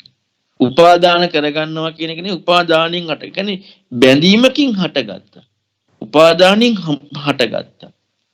දැන් උපාදානීය කියන කාරණාව පටිසමුප්පාද ඉස්මතු වෙන්නේ තණ්හා පත්‍ය උපාදාන. උපාදාන පත්‍ය භව. ඒතර උපාදානපත්තියෙන් භවය. උපාදානයෙන් පැවැත්ම. ඔක නිස්මතුලා තියෙන්නේ. දැන් උපාදානයෙන් පැවැත්ම කියනකොට මේ දර්ශනියත් එක්ක හම්බ විය යුතුයි මොකද්ද? ඒ උපාදානයෙන් පටවි කියන පැවැත්මක් ඉස්මතු වෙද්දී ඒ ප්‍රත්‍ය හරියට හම්බ වෙනවා නම් පටවිත්වෙන් ඉක්මවීම. ඔන්න ඔක පැහැදිලි වෙනවා මූල පරියාය සූත්‍රයේ. මොකද්ද පැහැදිලි වෙන්නේ? පුතඥයාට කවදාවත් පටවිය හම්බෙන්නේ නැහැ. ඔහුට හම්බෙන්නේ පටවි මඤ්ඤි. පටවිය කියන කාරණාව නිර්වදි විදියට ලෝකෝත්තර ප්‍රතිපදාවෙන් දැක්මේදී ලෝකෙන් ඊතරුණ දැක්ම එක හම්බෙන්නේ ඉස්සල්ලාම සේකයට. හැබැයි එතනත් පැහැදිලි කරන්නේ පටවි මා මඤ්ඤී කියලා. මා කියන්නේ එපා. කියන්නේ ඔහුගේ නුවණෙන් ඔහු හික්මෙනවා. ඒකයි ඒ එපා කියන හික්මීම කියන නිර්වචනයට සේක කියලා කියන්නේ. පටවි නමඤ්ඤී රහතන් වහන්සේ යන්නේ හික්මීම නැහැ. ඇයි නිවුණා. එතකොට දැන් අපට හරි පටවියක් දැන් හම්බුණා. එතන මොකද වුනේ? ඊතර වුණාද පැවැත්මක්ද? පැවැත්මක්. පැවැත්මක් කියලා කියනකොට ඒ පැවැත්ම තුලදී හම්බ වෙන්නේ ලෝකයේද ඊතර වීමද? ලෝකය. හැබැයි හරි. නිවන් දකින්නේ නැහැ. ලෝකෝත්තර ප්‍රතිපදාව ඉස්මතු වෙන්නේ නැහැ. හැබැයි දැන් මේ බුදුරණවහන්සේ පෙන්නපු කාරණාවම හොයන්න ගියොත් උපාදානයෙන් හට ගන්නවා. දැන් උපාදාන ප්‍රත්‍යයෙන් භවය කියලා කියන්නේ උපාදාන ප්‍රත්‍යයෙන් භවයේ තියෙන්නේ අවිද්‍යාව එක්ක. මෝඩකම එක්කනේ තියෙන්නේ. දුක්ඛ අඥාන, සමුදය අඥාන, නිරෝධ අඥාන, මග්ග අඥාන. එතකොට දැන් උපාදාන ප්‍රත්‍යයෙන් භවය කියලා මේ අපි ගත්තොත් මේ උපාදානයෙන් හට ගැනීමක් පටවි කියන කාරණාව නුවණ આવොත් ඒකට මොකද්ද කියන්නේ? නුවණ කියලානේ. ඒකට කියනවා නුවණ කියලා. උපාදානීය ඥාන නැත්නම් ඒ චතුරාර්ය සත්‍ය පිළිබඳව නුවණ. ඒකට කියනතර විද්‍යාව කියලා. ඥානය කියලා. එතකොට අඥානකමින් පවතින උපාදාන ප්‍රත්‍යයෙන් භවය කියන එක. උපාදාන ප්‍රත්‍යයෙන් පැවැත්ම කියන අඥානකමින් පවතින පැවැත්ම ඥානීය උපදිද්දි මොකද වෙන්නේ? ඒ ලැබීම කියන කාරණාවේ ඉක්මවීමක්නේ ප්‍රකට වුනේ. ඒ ඥානයේදී උපාදාන ප්‍රත්‍යයෙන් භවය ඉස්මතු වෙන්නේ නැහනේ. අවිජ්ජා නිරෝධා සංඛාර නිරෝධෝ. සංඛාර නිරෝධා විඥාන නිරෝධෝ. විඥාන නිරෝධා නාම රූප නිරෝධෝ. නාම රූප නිරෝධා සලආයතන නිරෝධෝ. සලආයතන නිරෝධා පස්ස නිරෝධෝ. පස්ස නිරෝධා වේදනා නිරෝධෝ. වේදනා නිරෝධා තණ්හා නිරෝධෝ. තණ්හා නිරෝධා උපාදාන නිරෝධෝ. උපාදාන නිරෝධ භව නිරෝධ. දැන් මොකද වෙන්නේ? ඥානයේදී අවිද්‍යාව ඉක්ම වෙන දැන් මේ ඥානෙ හටගන්නේ කාටද? ඥානීය පිළිබඳව සත්‍ය ඥානිය තියෙන්නේ කාටද? නිරෝධය පිළිබඳව, අවිද්‍යාව නිරෝධය පිළිබඳව. සෝතාපන්න කෙනාට එයා සත්‍ය වශයෙන්ම හම්බෙනවා නම් සත්‍ය වශයෙන්ම නිරෝධය පිළිබඳ ඥානෙ හම්බෙලා. ඒ කියන්නේ නිවීම පිළිබඳ ඥානෙ හම්බෙලා. ඒක කල්පනාවක් නෙමෙයි. ඊතරීම් පිළිබඳ ඥානෙ හම්බෙලා. එතකොට නම් මේ උපාදානයෙන් හටගන්න බව දකින තැනදී පටවිත්වය උපාදානයෙන් හටගන්න බව දකීම එකම මොකද වෙන්නේ? අවිද්‍යාව ප්‍රත්‍යයෙන් තමයි මේ පටවිය උපාදානයෙන් නැත්නම් උපාදානයෙන් පැවැත්මක් හම්බ වෙන්නේ. ඒ දැක්ම එකම විද්‍යාව ඉපදීමේදී උපාදාන නිරෝධා භව නිරෝධෝ කියන සත්‍ය ඥානය අන්න ඉස්මතු වෙනවා. කියන්නේ පටවිත්වය කියන කාරණාව ඉක්මවනවා. දැන් ඔය විදිහේ බුදුරන් වහන්සේ පෙන්නපු විදිහටම කල්පනා කරන්න ගියොත් අලුත් කැලේ දැන් අපට බාහිර හොයන්න ඕනද? අර මානසිකාර නොකළ යුත්තක් නේ කරන්නේ. මොකද බාහිරක් ගැන හොයන ක්‍රමයක්, කල්පනා කරන්න ඕන ක්‍රමයක්, නැත්තම් ඒ පිළිබඳ විග්‍රහයක් දේශනාවේ පැහැදිලි වෙන්නේ නැහැ. හැබැයි මේ ආධ්‍යාත්ම පිළිබඳ විග්‍රහයක් පැහැදිලි වෙනවා. අර පැහැදිලි නොවන විග්‍රහය කල්පනා කරන්න යනවා. ඒකේ තියෙන පැහැදිලි වෙන විග්‍රහය කල්පනා කරන්නේ නැහැ. අයෝනිසෝ නෙමෙයිද? අයෝනිසෝ. අය අපේ පැත්තක් එකට දාගත්තා. ඒකේ තියෙන කාරණාව කල්පනා කරන්නේ නැහැ. දැන් එතන තියෙන කාරණාව විතරක් කල්පනා කරනකොට අපිට ගොඩාක් තියෙනවා කල්පනා කරන්න. ඔන්න ඔය කාරණාවට කියනවා ඔය කාරණාව එක දකින්නකොට මොකද වෙන්නේ? දැන් ආධ්‍යාත්මික දකින්නකොට ආධ්‍යාත්මික ස්වභාවික දකින්නකොට දැන් ඊතර උනේ උපාදානයෙන් පටවිත්වය නැත්නම් පටවි කියන තද ගතිය ඉස්මතු වෙනවා උපාදානිය. මේ දකින්නකොට නුවණ හම්බ වෙනවා. දැන් මොකක්ද ඉක්මවන්නේ? උපාදානීය ඉක්මවීම, පටවිත්වයේ ඉක්මවීමේ ඥානයක්, සත්‍ය ඥානයක්. සත්‍ය ඥානයක් ඉස්මතු වෙනවා. නිබ්බානේ ඥානයක් ඉස්මතු වෙනවා. නිරෝධී ඥානයක් ඉස්මතු වෙනවා. එතකොට නිරෝධී ඥානෙ ඉස්මතු වීමේදී මොකද වෙන්නේ? එයින් ඉක්ම වෙනවා. අන්න ඊතර වෙනවා. තියෙන පටවියක් හම්බ වෙනවද? නෑ ඊතර වෙනවා. දැන් ආධ්‍යාත්ම ගැන හොයද්දී ඊතර වීමක් ඉස්මතු වෙනවා. දැන් එයාට මොකටද බාහිර ගැන හොයන්නේ? බාහිරක් හම්බුනේ ආධ්‍යාත්මයක් ඇතිතනනේ. දැන් ආධ්‍යාත්මය කියන එක ප්‍රායෝගිකත්වයෙන් හොයන්න ඒ ධර්මයේ තුල තියෙන විදිහේ විමර්ශනයට කරන්න ගියාම ආධ්‍යාත්මයක් කියන කාරණාවෙ මේ වෙන හොයන්න දෙයක් නැහැ. යෝනිසෝ මනසිකාරයෙන් ප්‍රඥාව විදා වුණා ඊතරන ප්‍රතිපදාව හම්බුණා. දැන් තමා හරි කියන කාරණාව එදින්නේ නැහැ. ඉතින් තමා හරි කාරණා එදෙන නැත්නම් බාහිරක් ඉදීම ඉක්ම වුණා. ඒකේ දෙන්නේ දෙකෙන් ඉක්ම වීමේ ඥානය හම්බ වුණා. ඒ නිසා කියනවා මොකද්ද? ආධ්‍යාත්මිකයි බාහිරයි කියන මේ දෙකම පටවිමයි. දැන් බාහිර හොයන්න කියලා කිව්වද දේශනාවේ නෑ. දැන් අර හොයවිය යුත්ත කල්පනා කළ යුත්ත කල්පනා කරන්න පටන් ගත්තා නම් අර ටික හොයන්න දෙයක් නෑ. මෙතන හොයනකොට අන්න පටවිත්වයෙන් ඈතර වීම ඉස්මතු වුණා. උපාදානෙන් ඈතර වීම ඉස්මතු වුණා. ඉතින් බාහිර මොකක් හොයන්නද? ඒක හැවීම අදාළ නෑ. හැබැයි දැන් මේ ඥානය දැන් ලෝකයේත් එක්කනේ මේක පැහැදිලි කිරීම කතා කරන්නේ.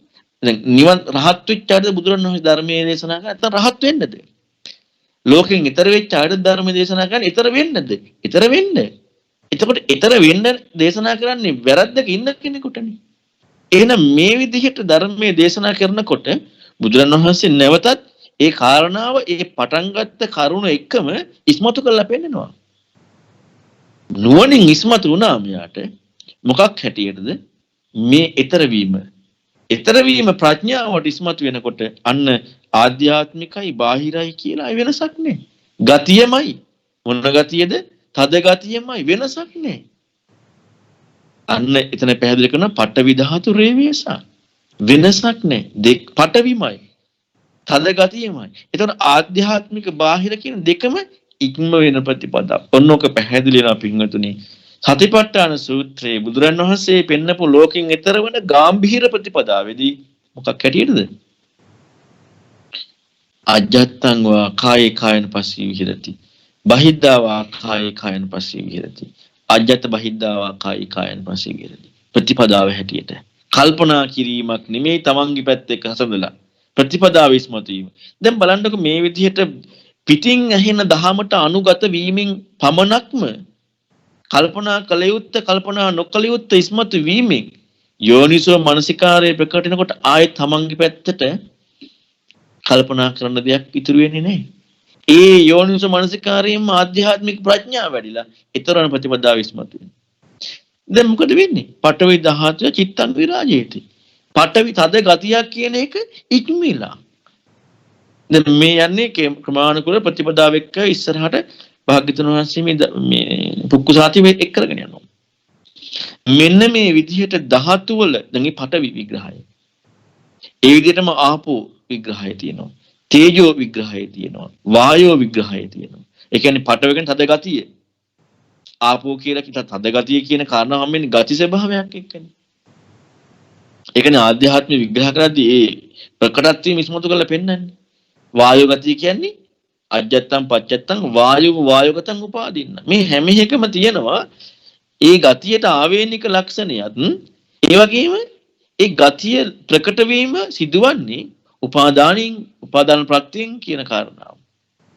මේ උපාදාන ප්‍රත්‍යයෙන් මේ වායෝ ගතිය, තේජෝ ගතිය, ආපෝ ගතිය හම්බුනේ.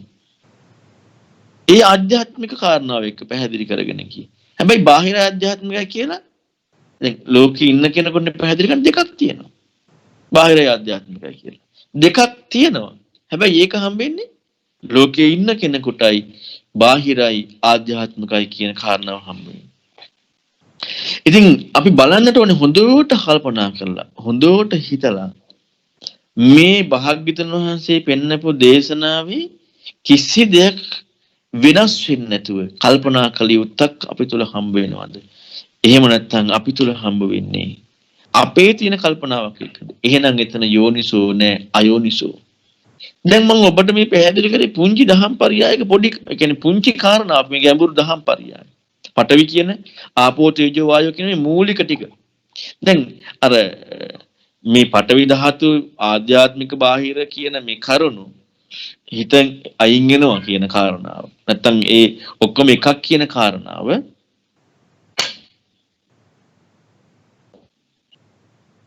බුදුරජාණන් වහන්සේ පැහැදිලි කරන්නේ ඒව මේතං යතහ භූතං සම්මප්පඤ්ඤය දට්ඨබ්බං නේතම්මම නේසුමස් විනමේසෝ අත්තාති වශයෙන්. නිකන් නෙමෙයි යථාර්ථ වශයෙන් ඒ කොයි විදිහටද අර ඒව මේතං කියලා පෙන්වන්නේ මේ ආකාරයට අර පෙන්වන්නේ උපාදානින් පටවිත්‍ය හම්බෙන්නේ කියලා. උපාදානින් තදගතිය හම්බුනේ. ඒ අන්න ඒකට ඒ ආකාරයෙන්ම යථාර්ථ වශයෙන්ම දකින්නකොට මන ප්‍රඥාවෙන් නිකන් නෙමෙයි. එතකොට දකින්නට මොකද වෙන්නේ? නේතම්මම නේසෝමස් විනමේ. එතකොට මම නෙමෙයි, මගේ නෙමෙයි, මගේ ආත්මේ නැත්නම් මගේ තමා නෙවෙයි කියලා මොකද වෙන්නේ?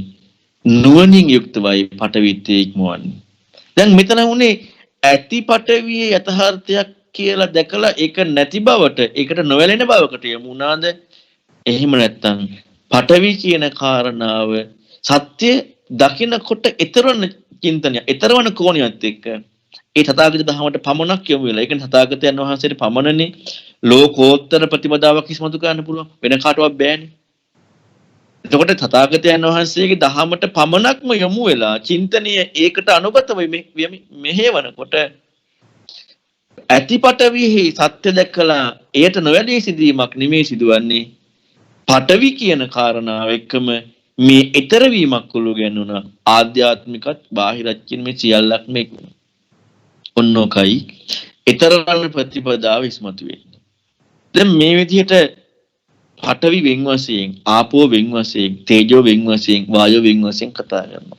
බුදුරණවහන්සේ කොතනකවත් කතා කරන්නේ නැහැ කෙස් කියනකොට මේකේ ආපෝ තියෙනවා අඩුවෙන්, තේජෝ වායෝ අඩුවෙන්. එහෙම බුදුරණවහන්සේ දේශනා කරන්නේ නැහැ. හැබැයි ඒක ඇත්තක්. ඒක බොරු නෙමෙයි. භෞතික විද්‍යාව තුළින් ලෝකේ පවතින දෙයක් විග්‍රහ කරනවා. ඒක සත්‍යයක්. භෞතික විද්‍යාවට එහා ගියපු ලෝකයේ තුල විමුක්තිකාමී චින්තනයක් ඉදිරිපත් කරන පාඩත් එක හම්බ වෙනවා. ඒකත් ඇත්ත. ඒ මොන ඇත්තක්ද? මට ලෝකයේ ගෝචර වීමේදී ඒ ලෝකයේ තියෙන සත්‍ය මට හම්බ වීම. ඒ සත්‍ය මට හම්බ වෙද්දි මට පුළුවන් ඒක හාන වැඩි නොගෙට ඉන්න. ඒක ලෝකයේ තුල ඇත්ත. ලෝකෝත්තර ප්‍රතිපදාව නෙමෙයි.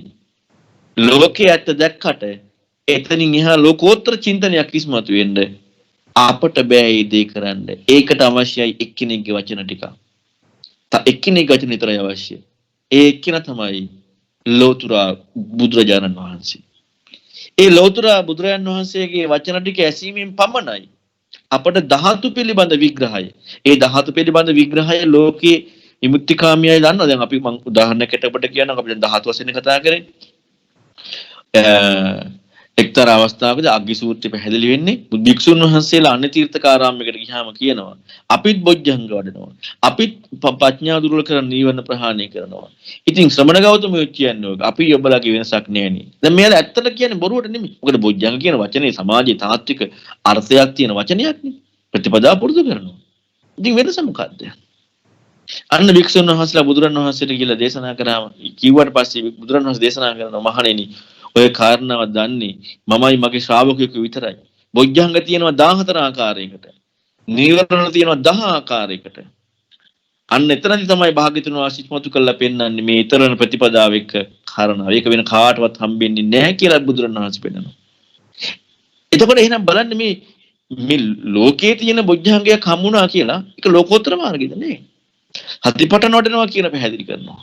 ඊළඟට සීනල් සූත්‍රය පැහැදිලි කරනවා කාමරාග පටික ඊළඟට ප්‍රපංචීක් මෙව්ව තණ්හාව දුරු කරා මේ සෑම දෙයක්ම පැහැදිලි කරනවා. හැබැයි ශ්‍රමණවරු නෑ කියනවා. ශ්‍රමණවරු නෑ කියන්නේ සෝතාපන්න සකදාගාම අනාගාම වෙච්චයි නෑ.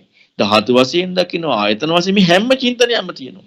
හැබැයි සියලු චින්තනය ඇත්තක් බොරුවක් නෙමෙයි. ලෝකයේ තියෙන චින්තනයක්. ඊතර වෙන ප්‍රතිපදාවකට එන්නට නම් එකම එක කාරණාව බුදුරජාන් වහන්සේ පමණක්ම දේශනා කරපු ධර්මය අහන්නේ. වෙන කිසි දෙයක් නෙමෙයි. අපේ කැලලක්වත් එකට යන්න බෑ. ආචාර પરම්පරාවේ අතීතයාවයේ එක මහා අපදේශ තුල පැහැදිලි කරනවා. ඒ විදිහට පිළිගන්න එපා කියනවා. බුදුරජාන් වහන්සේගේ බුදු මොවින් ඇහුවා කියලා පිළිගන්න එපා කියනවා. එච්චරටම ධර්ම විනය හා සසදා බලන්න. තමන්ගේ කල්පනාව එක්ක නෙමෙයි ඈ. තමන් කල්පනා කොහොමද කරදීන්නේ? ඒකනේ භාග්‍යතුන් වහන්සේ කාලාම සූත්‍රයෙන් පැහැදිලි කරන්නේ මා ආකාර පරිවිතක් තමන් කල්පනා කරන ක්‍රමයට ගැලපුණා කියලා ගන්න එපා කියනෝනේ. තමන්ට නිවැරදි තමන්ගේ නිර්වචිතාවයත් එක්ක හම්බ වෙනවා කියලා ගන්න එපා කියනෝනේ. දැන් අපි කතා කරපු ඔක්කොම එහෙම නෙමෙයිද දැන් ලෝකයට හම්බෙන්නේ? තමන්ට වැඩෙනවා, වැටහෙනවා, තේරෙනවා, හැසඳෙනවා. තමන්ගේ ආකාර පරිවිතක් කි. තමන්ගේ දිටි නිච්චානකන්ත. ඒක සත්‍යය කියලා ගන්න එපා කියන බුදුරණවහන්සේ. අපි බුදුරණවහන්සේගේ ධර්මයට අනුගත නොවෙච්ච නිසා තමයි ඒ විදිහට අපි යමක් ගන්න. ඒතරම් ප්‍රතිපදාව විශ්මතු වෙන්නේ නැහැ. ලෝකෝත්තර ප්‍රතිපදාව විශ්මතු වෙන්නේ නැහැ. එහෙනම් මේ ධාතු වශයෙන් කල්පනා කරන්නට නම් පින්වතුනි බුදුරජාණන් වහන්සේ පෙන්නපු දේ තුලින් කිසිදු වෙනසක් නොකර කල්පනා කරන්නට ඕනේ. කිසිදු වෙනසක් කළා හරියන්නේ නැහැ. පුංචි හරි වෙනසක් කරා නම් එතනදී අපි තුල වෙන්නේ අර යෝනිසෝ මනසිකාරය කියන වචනේ තාත්වික අර්ථය ඉස්මතු වෙන්නේ නැහැ. අපට ඉස්මතු වෙනවා අයෝනිසෝ මනසිකාරය කියන එක. ඒක ලෝකයේ තියෙන දෙයට සාපේක්ෂව සත්‍ය වුණාට ඊතරවන දහමත් එක්ක බලනකොට ඊතර වීම ඉස්මතු වෙන්නේ නැහැ. දැන් මෙතන අපි හැම කල්පනා කරපු හැම එකක් එක්කම බලනකොට හොඳට හිතලා බලන්න. ප්‍රශ්නේ තියෙන්නේ ශ්‍රද්ධාව අන්න ඒකයි යෝනිසෝ මනසිකාරී ඉපදීම කියන කාරණාව ඉස්මතු වීමට කියනවා සද්ධානුසාරී කියලා. යමෙකුට යෝනිසෝ මනසිකාරී ඉපදුනා නම් එයා සෝතාපන්න නොවි කල්රිය කරන්නේ නැහැ කියලා බුදුරජාණන් වහන්සේ යෝනිසෝ සූත්‍රය පැහැදිලි කරනවා. හරියට අරුණ උදා වෙනකොට අරුණ උදායිමත් සමග අනිවාර්යෙන් ඉර පායනවා. ඒක නතර වෙන්නේ නැහැ. ඒ වගේ කියනවා. යෝනිසෝ මනසිකාරී ඉපදුනා නම් සෝතාපන්න වෙනවමයි. ඊළඟට පැහැදිලි කරනවා. ඔක්කාන්ති සංයුත්ති සූත්‍ර ගණනාවකම පැහැදිලි කරනවා. යමෙක් සද්ධානුසාරී බවට යාගේ සද්ධා පත්‍රලා තියෙනවා නම් සද්ධානුසාරීලා තියෙනවා නම් එයා කවදාවත් සෝතාපන්න නොවි කල්රිය කරන්නේ නැහැ. එතකොට එහෙනම් ඒ ශ්‍රද්ධාව එකට කියනවා මේ ආකාරවතී ශ්‍රද්ධාව කියලා. දැන් මුලක් නැති ශ්‍රද්ධාව තමයි ගොඩක් වෙලාවට තියෙන්නේ. මුලක් නැහැ කියලා විස්මතු කරලා පෙන්නන බුදුරණවහන්සේ මජ්ක්‍ධිම නිකායේ සූත්‍ර කිහිපයකම. මුලක් නැහැ කියලා කියන්නේ පින්වතුනි එයාගේ ශ්‍රද්ධාව මෙහිමයි තියෙන්නේ. ඇසින් දත යුතු කරුණු ඔස්සේ කනින් අහපු දේවල්. ඒ කියන්නේ දැන් අපට හම්බෙන්නේ කනින් අහපු කරුණුනේ අතීත සිද්ධි මෙහිමයි කියලා. නැත්නම් ඇහෙන් දන්න දේවල් වලදී බුදුරණවහන්සේට පහදිනවා. හැබැයි මේ පැහැදීමත් ඇත්තක්. හැබැයි මුලක් නෑ කියනවා. කනට ඇහිච්ච දේවල් වලින් ඇහැට පේන දේවලින් පහදින පැහැදිල්ල. ඒකට අමූලිකයි. හැබැයි යම් කිසි කෙනෙක් දහම දැකලා ඒ දහමට අනුව පැහැදීමට කියනවා ආකාරවතී කියලා. එතකන් ආකාරවතී ශ්‍රද්ධාවක් හටගන්නේ නෑ. එතකොට එහෙනම් හොඳට හිතලා බලන්න අපි හැම වෙලෙම තමාව ඉස්මතු වෙන්න දඟලන තමයි මේ ප්‍රශ්නේ තියෙන්නේ. තමාව ඉස්මතු කරගෙන තමාට ගැළපෙන දේ කල්පනා කරලා තමාට වැඩෙන දේ කරනවා. එතන ඉස්මතු වෙනවා සක්කාය දිට්ඨිය, මාන්නය, ඒ වගේම වංක බව, වංචනික බව තමාටයි වෙන කාටවත් නෙමෙයි. තමාට තමා වංචනිකයි. තමාට තමා වංකයි. තමාට තමා වංක වීමෙන්, වංචනික වීමෙන් අර හතාගතයන් වහන්සේ පෙන්නපු දහමට යමු වෙන්නේ නැහැ. අපට ගැළපෙන අපට තේරුණු ටිකක් ඒකට යමු වෙනවා. ඒ නිසා අපට ධර්මයේ තේරුම් ගන්න බැරි වෙලා යනවා. ඒ නිසා හොඳට හිතන්න පින්වතුනි අපේ ජීවිතේට අපි ඒ ධාතු පිළිබඳව බුදුරයන් වහන්සේ යමක් පෙන්වවද ඒ බුදුරයන් වහන්සේ පෙන්නපු දේ පමණක්ම ගන්න. එතනින් එහා දෙයක් ගන්න එපා. මම ඔබට පුංචි කරුණු ටිකක් පැහැදිලි කරලා පෙන්වුවේ හිත යුත්ත නොසිත යුත්ත කියන එක. ඕක ගැන හොඳට හිතන්න. හොඳට කල්පනා කරන්න. තවත් භාග්‍යතුන් වහන්සේගේ තියෙන ධාතු පිළිබඳව තියෙන දේශනා අධ්‍යයනය කරන්න. හැබැයි විද්‍යාඥයන්ගේ දහස් ගන්න එපා. හැබැයි අපේ අත්දැකීමේ දේවල් ගන්න එපා. හැබැයි අතීතය ආව පුරුදු කර ප්‍රතිපදා ගන්න එපා. හැබැයි තව කෙනෙක් කීව ගැළපෙන ක්‍රමයක් ගන්න එපා. තව විස්තර ටිකක් ගන්න එපා. ඒ දේ විතරක් එක්ක බලන්න හිතිය යුත්ත නොසිතිය යුත්ත පිළිබඳව. එහෙම වුණොත් යෝනිසෝ මනසිකාරය උපදිනවා. අන්න යාට තමයි ලෝකෝත්තර ප්‍රතිපදාව ඉස්මතු වෙන්නේ. ඉතින් ඔබ සෑම දිනාටමත් ඒ උතුම් ලෝකෝත්තර ප්‍රතිපදාව ඉස්මතු වීමට මේ ධාතු පිළිබඳව බුදුරජාණන් වහන්සේ පැහැදිලි කරලා පෙන්නපු ආකාරයටම ඉගෙනගෙන ඊට අනුවම කල්පනා කරන්න. එතකොට මේ ලැබුණා වූ මිනිසත් භවයෙන් සැබෑම ප්‍රයෝජනය ඔබට ලබා ගන්න පුළුවන්. හොඳයි පින්වතුනි ඔබට කෙටි අවස්ථාවක් දෙනවා. ඔබට ප්‍රශ්න මොනවා හරි තියෙනවා නම් අහන්නට මේ කතා කරපු කරුණු මුල් කරගෙන ඒ ප්‍රශ්න තුලින් පැන නැගුණු කරුණු අපි තවදුරටත් ඒ දහම එක්ක ඉරවුල් කරගන්න උත්සාහ කරමු. හොඳයි එහෙනම් දැන් ඊට අවස්ථාව. අවසරයි ස්වාමීන් වහන්සේ. කෙටි ප්‍රශ්නයක් ඉදිරියට තියෙනවා.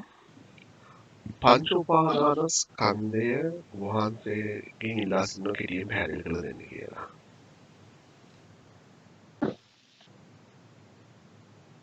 හොඳයි. පංච උපාදාන ස්කන්ධය කියලා කියන්නේ ජීවිතේට. ඒකට කියනවා සක්කාය කියන වචනේ. සක්කාය කියන එකටයි පංච උපාදාන ස්කන්ධය කියන්නේ. මේක අලුත් දෙයක් නෙමෙයි. දැන් අපට පංච උපාදාන ස්කන්ධය කියන කාරණාව අපේ භාෂාවට අලුත්නේ. ඔකයි ප්‍රශ්නේ තියෙන්නේ. මේක පංච උපාදාන ස්කන්ධය කියන කාරණාව මාගධි රටේ pāli භාෂා විවහාර කරපු මාගධි රටේ විවහාරික අර්ථය. මෙන්න මේකේ අර්ථය තවදුරටත් බුදුරන් වහන්සේ ගැඹුරින් ඉස්මතු කරලා පෙන්නනවා. කජ්ජනීය සූත්‍රයේ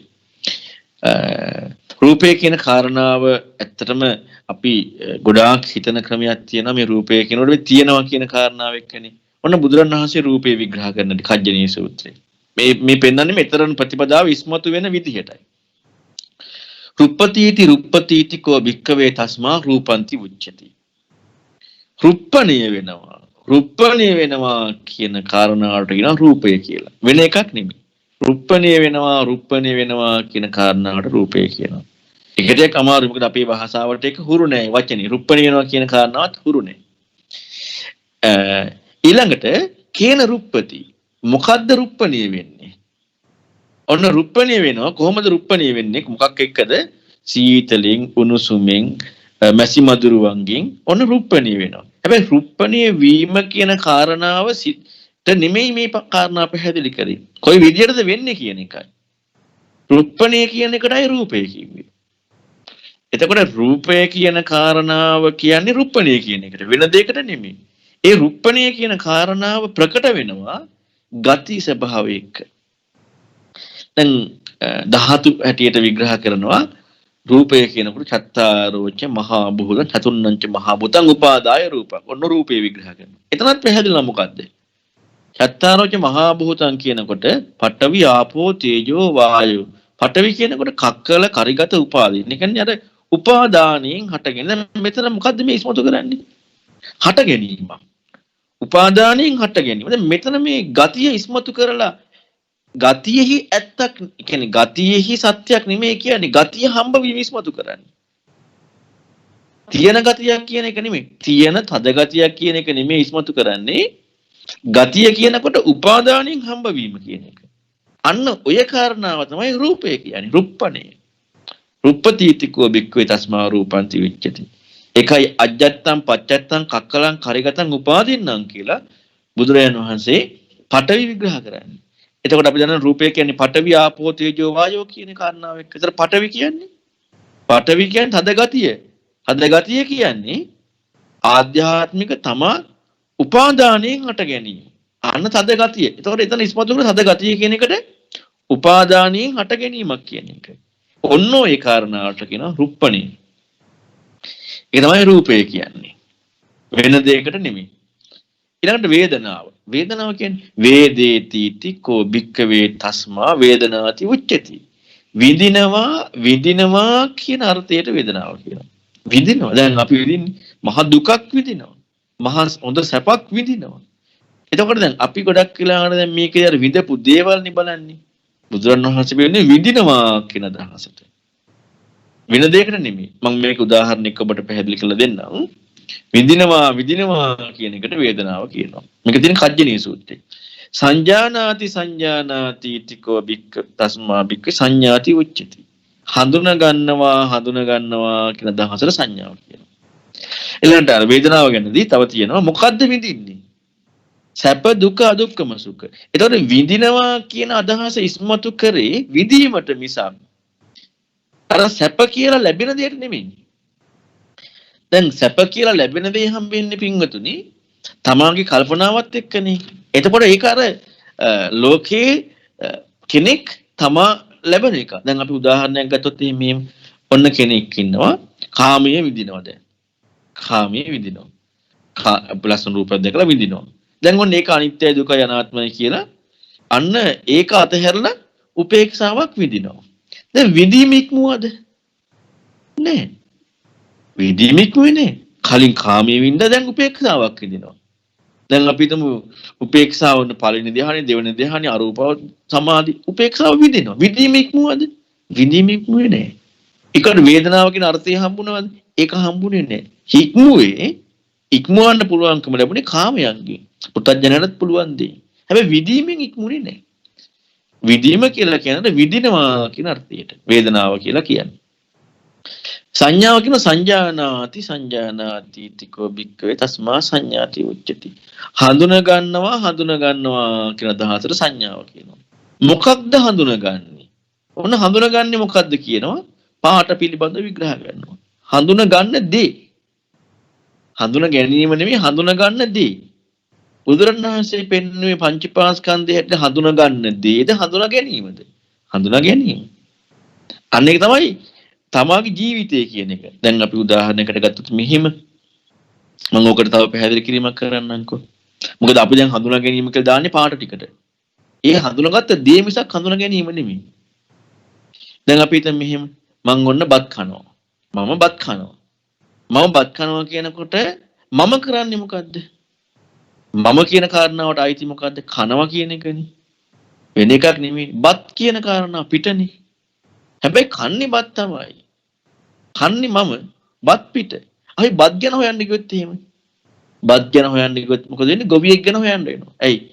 කුඹුරු කරලා ගොවියෙක් වී අපුරලා හාල් කරලා බත් අරන් ඇවිල්ලා තියෙන්නේ. අන්න බත් ගැන හෙවිල්ල. තමන් ගැන පොඩ්ඩක්වත් හෙවිල්ලක් නැහැ. හැබැයි කන්නේ බත් උනාට තමා ගැන හොයනවා නම් තමාගේ කෘත්‍ය නිවැරදිම කෘත්‍ය කනවා කියන එක බත් නෙමෙයි. ඒතර කෑම ගැන කනවා කියන කාරණාව හොයන්නට ඕනේ. අන්න ඒ වගේ තමයි හඳුනා ගැනීම කියන එකට කියන සංඥාව. හඳුනාගන්නේ මොනවද? පාට කියලා කියනවා. අයි පාට ගැන කොච්චර හෙවත් පාට වෙනස්කම් හෙවත් හඳුනා ගැනීම වෙනස් වෙනවද? නෑ. හඳුනා ගැනීම වෙන හොයනවද? නෑ. හඳුනා ගැනීම ගැනයි හොයන්නට ඕනේ. ඒකට සංඥාව කියලා. හඳුනා ගන්න. දැන් ඔබ සියලු දෙනා ජීවත් වෙනකොට ඕක වෙන්නේ නැද්ද? හඳුනා ගන්නවා. එක එක දේවල් හඳුනා ගන්නවා. හැබැයි එක එක දේවල් ගැන නෙමෙයි හොයන්න කියන්නේ හඳුනා ගැනීම ගැන. දැන් ඔන්න ඔබ දැන් බණ කියනවා හඳුනා ගන්නවා. තව දෙයකින් තව එකක් කියනවා හඳුනා ගන්නවා. තව එකකින් තව මොනවා හරි හඳුනා ගන්නවා. දැන් එක එක දේවල් හඳුනා ගන්නවා. හඳුනා ගන්න දේවල් වෙනස් වුණා. හඳුනා ගැනීම නිට්ටයයි. නිට්ටයයි නේද? ඒ දිගටම හඳුනා ගැනීම තියෙනවනේ. නිට්ටය හඳුනා ගැනීම. බුදුරණවහන්සේ පෙන්වන්නේ බෑ අනිත්‍යයි කියලා. අපි හඳුනා ගැනීම අනිත්‍යයි කියලා බලන්නේ මොකක් එකද? හඳුනා ගන්න දේවල් වෙනස් වෙනවනේ. අපි හඳුනා ගැනීමද බලන්නේ එතකොට හඳුනා ගන්න දේවල්ද? හඳුනා ගන්න දේවල් වෙනස් වෙනකොට බලනවා අනිත්‍යයි කියලා. හැබැයි බුදුරණවහන්සේ පෙන්වන්නේ හඳුනා ගැනීම අනිත්‍යයි කියලා බලන්නේ. අපිට හඳුනා ගැනීම නිට්ටයයි කියලා හම්බෙන්නේ. හඳුනා ගැනීම අනිත්‍ය බව හම්බ වෙන්නේ සෝතාපන්න කෙනාට. එතකන් හඳුනා ගැනීම නිට්ටයයි කියලා හම්බෙන්නේ. ඒකට කියනවා හඳුනා ගැනීම. සංඥාව කියන්නේ ඒකට. හඳුනා ගැනීම. අපේ ජීවිතේදී ජීවත් වෙන අත්දැකීම. ඊළඟට සංකාරයට කියනවා සංකතං අபிසංකරොන්ති इति භික්ඛවේ තස්මා සංකාරාති උච්චති. සංකතය කියන්නේ සකස් වූ සකස් වෙන නිසා කියනවා සංස්කාර. මොකද්ද මේ සංකත අபிසංස්කරණය කියන්නේ? ඔන සංකත අபிසංස්කරණය පැහැදිලි කරනවා. රූපං රූපත්තාය සංකතං අபிසංකරොන්ති. වේදනං වේදනත්තාය සංකතං අபிසංකරොන්ති. සංඤං සංඤත්තාය සංකතං අபிසංකරොන්ති. දැන් මෙතන මොකද්ද මේ වචන තුලින් කියවෙන්නේ? රූපය නැත්නම් රුප්පණය රුප්පණයක් වීම. ඒ කියන්නේ රුප්පණයක් වෙන සකස් වීම. මේකට කියනවා අபிසංස්කරණ සකස් වීම කියලා. විදීම පිණිස සකස් වීම. ඒ ක්‍රියාව සංකාරය. විදීම නෙමෙයි සංකාරය. දැන් අපිටම දැන් ඔන්න අපි දැන් ඔන්න පාට හඳුනාගත්තා ඊළඟට ඔන්න බණ කියනවා හඳුනාගත්තා දැන් ඔන්න කණේව හඳුනාගත්තා නැත්නම් තව මොහොතකින් වෙන මොනවා හඳුනාගත්තා දැන් මේ හඳුනා ගැනීම කියන කාරණාව මොකද වෙන්නේ හඳුනා ගැනීම කියන කාරණාව ඉක්මිලා නේ හඳුනා ගන්න දේ ඉක්මුණා සංකාරය අන්න හඳුනා ගැනීම එක සකස් වෙනවා හඳුනා ගැනීම පිළිස සකස් වෙනවා ඒක සිද්ධ වෙනවා ඒකට කියනවා සංකාරය කියලා ඒ සකස් වීමට කියන මොකක් කියලාද? සංකාරය කියලා. සංකතං අபிසංකරොන්ති වික්ඛි තස්මා සංකාරati උච්චති. සංකාරය කියන්නේ ඒකට. ඊළඟට පංචේපාස්කන්ධි විඥානය. අපට 아무තු දේවල්නේ. විඥානය කියන එකේ තේරුම මොකද්ද? විඥානාති ඉතිකෝ වික්ඛවේ තස්මා විඥානಂತಿ උච්චති. දැනගන්නවා කියන අදහසට විඥානය කියනවා. දැනගන්නවා කියන අදහසටයි විඥානය කියනවා. මොකද්ද දැනගන්නේ? ඔන්න දැනගන්න දේ විග්‍රහ කරනවා. මොකක්ද දැනගන්නේ? රස විග්‍රහ කරනවා. තිත්තරහයි. දැන් තිත්තරහටද කිව්වේ? නෑ දැන ගැනීමට කිව්වේ. අප තිත්තරහ ගැන වැඩක් තියනවාද? ඒක හරියට අර බත් කනකොට කන බත් ගැන හෙව්වා වගේ. කෑම ගැන කනවා කියන එක හොයනතු බත් ගැන හෙව්වා. දැන් මෙතන බුදුරණවහන්සේ පෙන්වන්නේ මොකද්ද?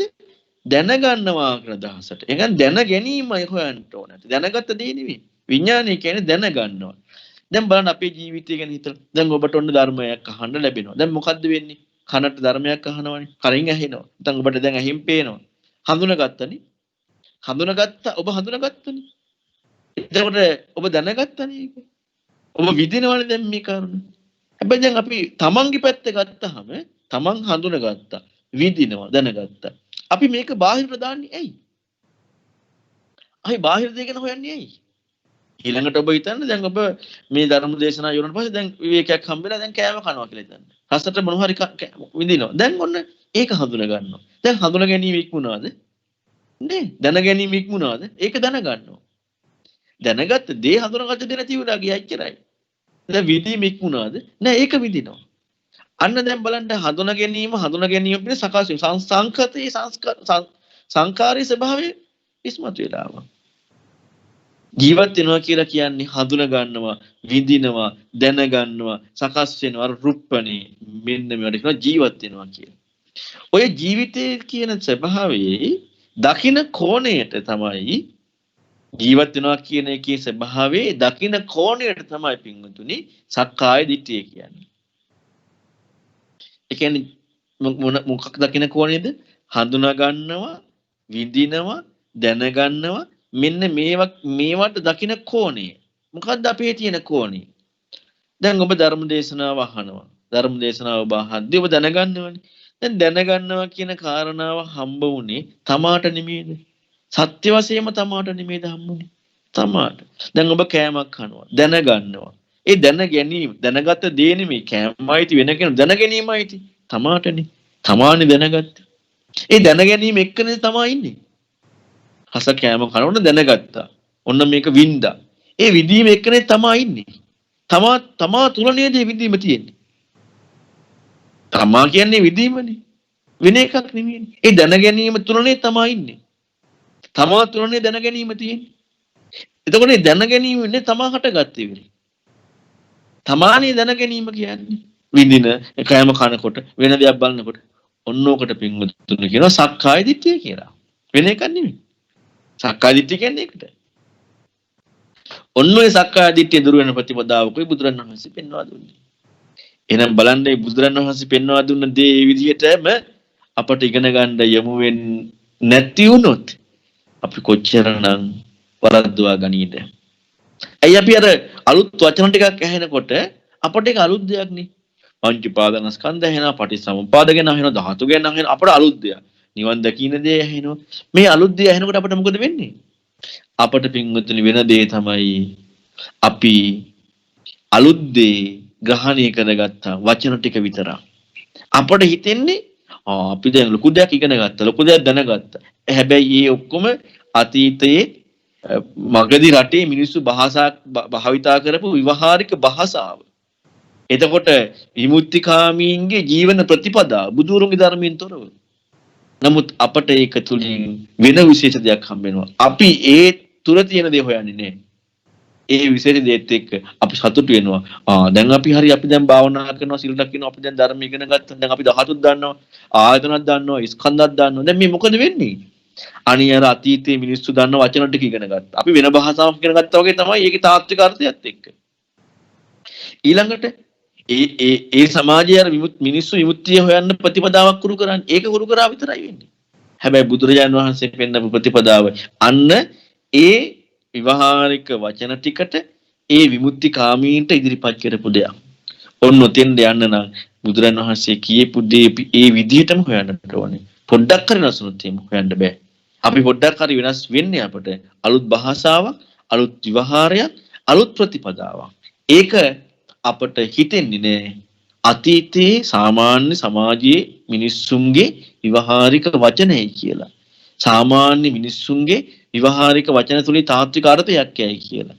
ඒ සාමාන්‍ය මිනිස්සුම විමුක්තියක් හොයාගෙන යනකොට හම්බ වෙච්ච ප්‍රතිපදාය කියලා.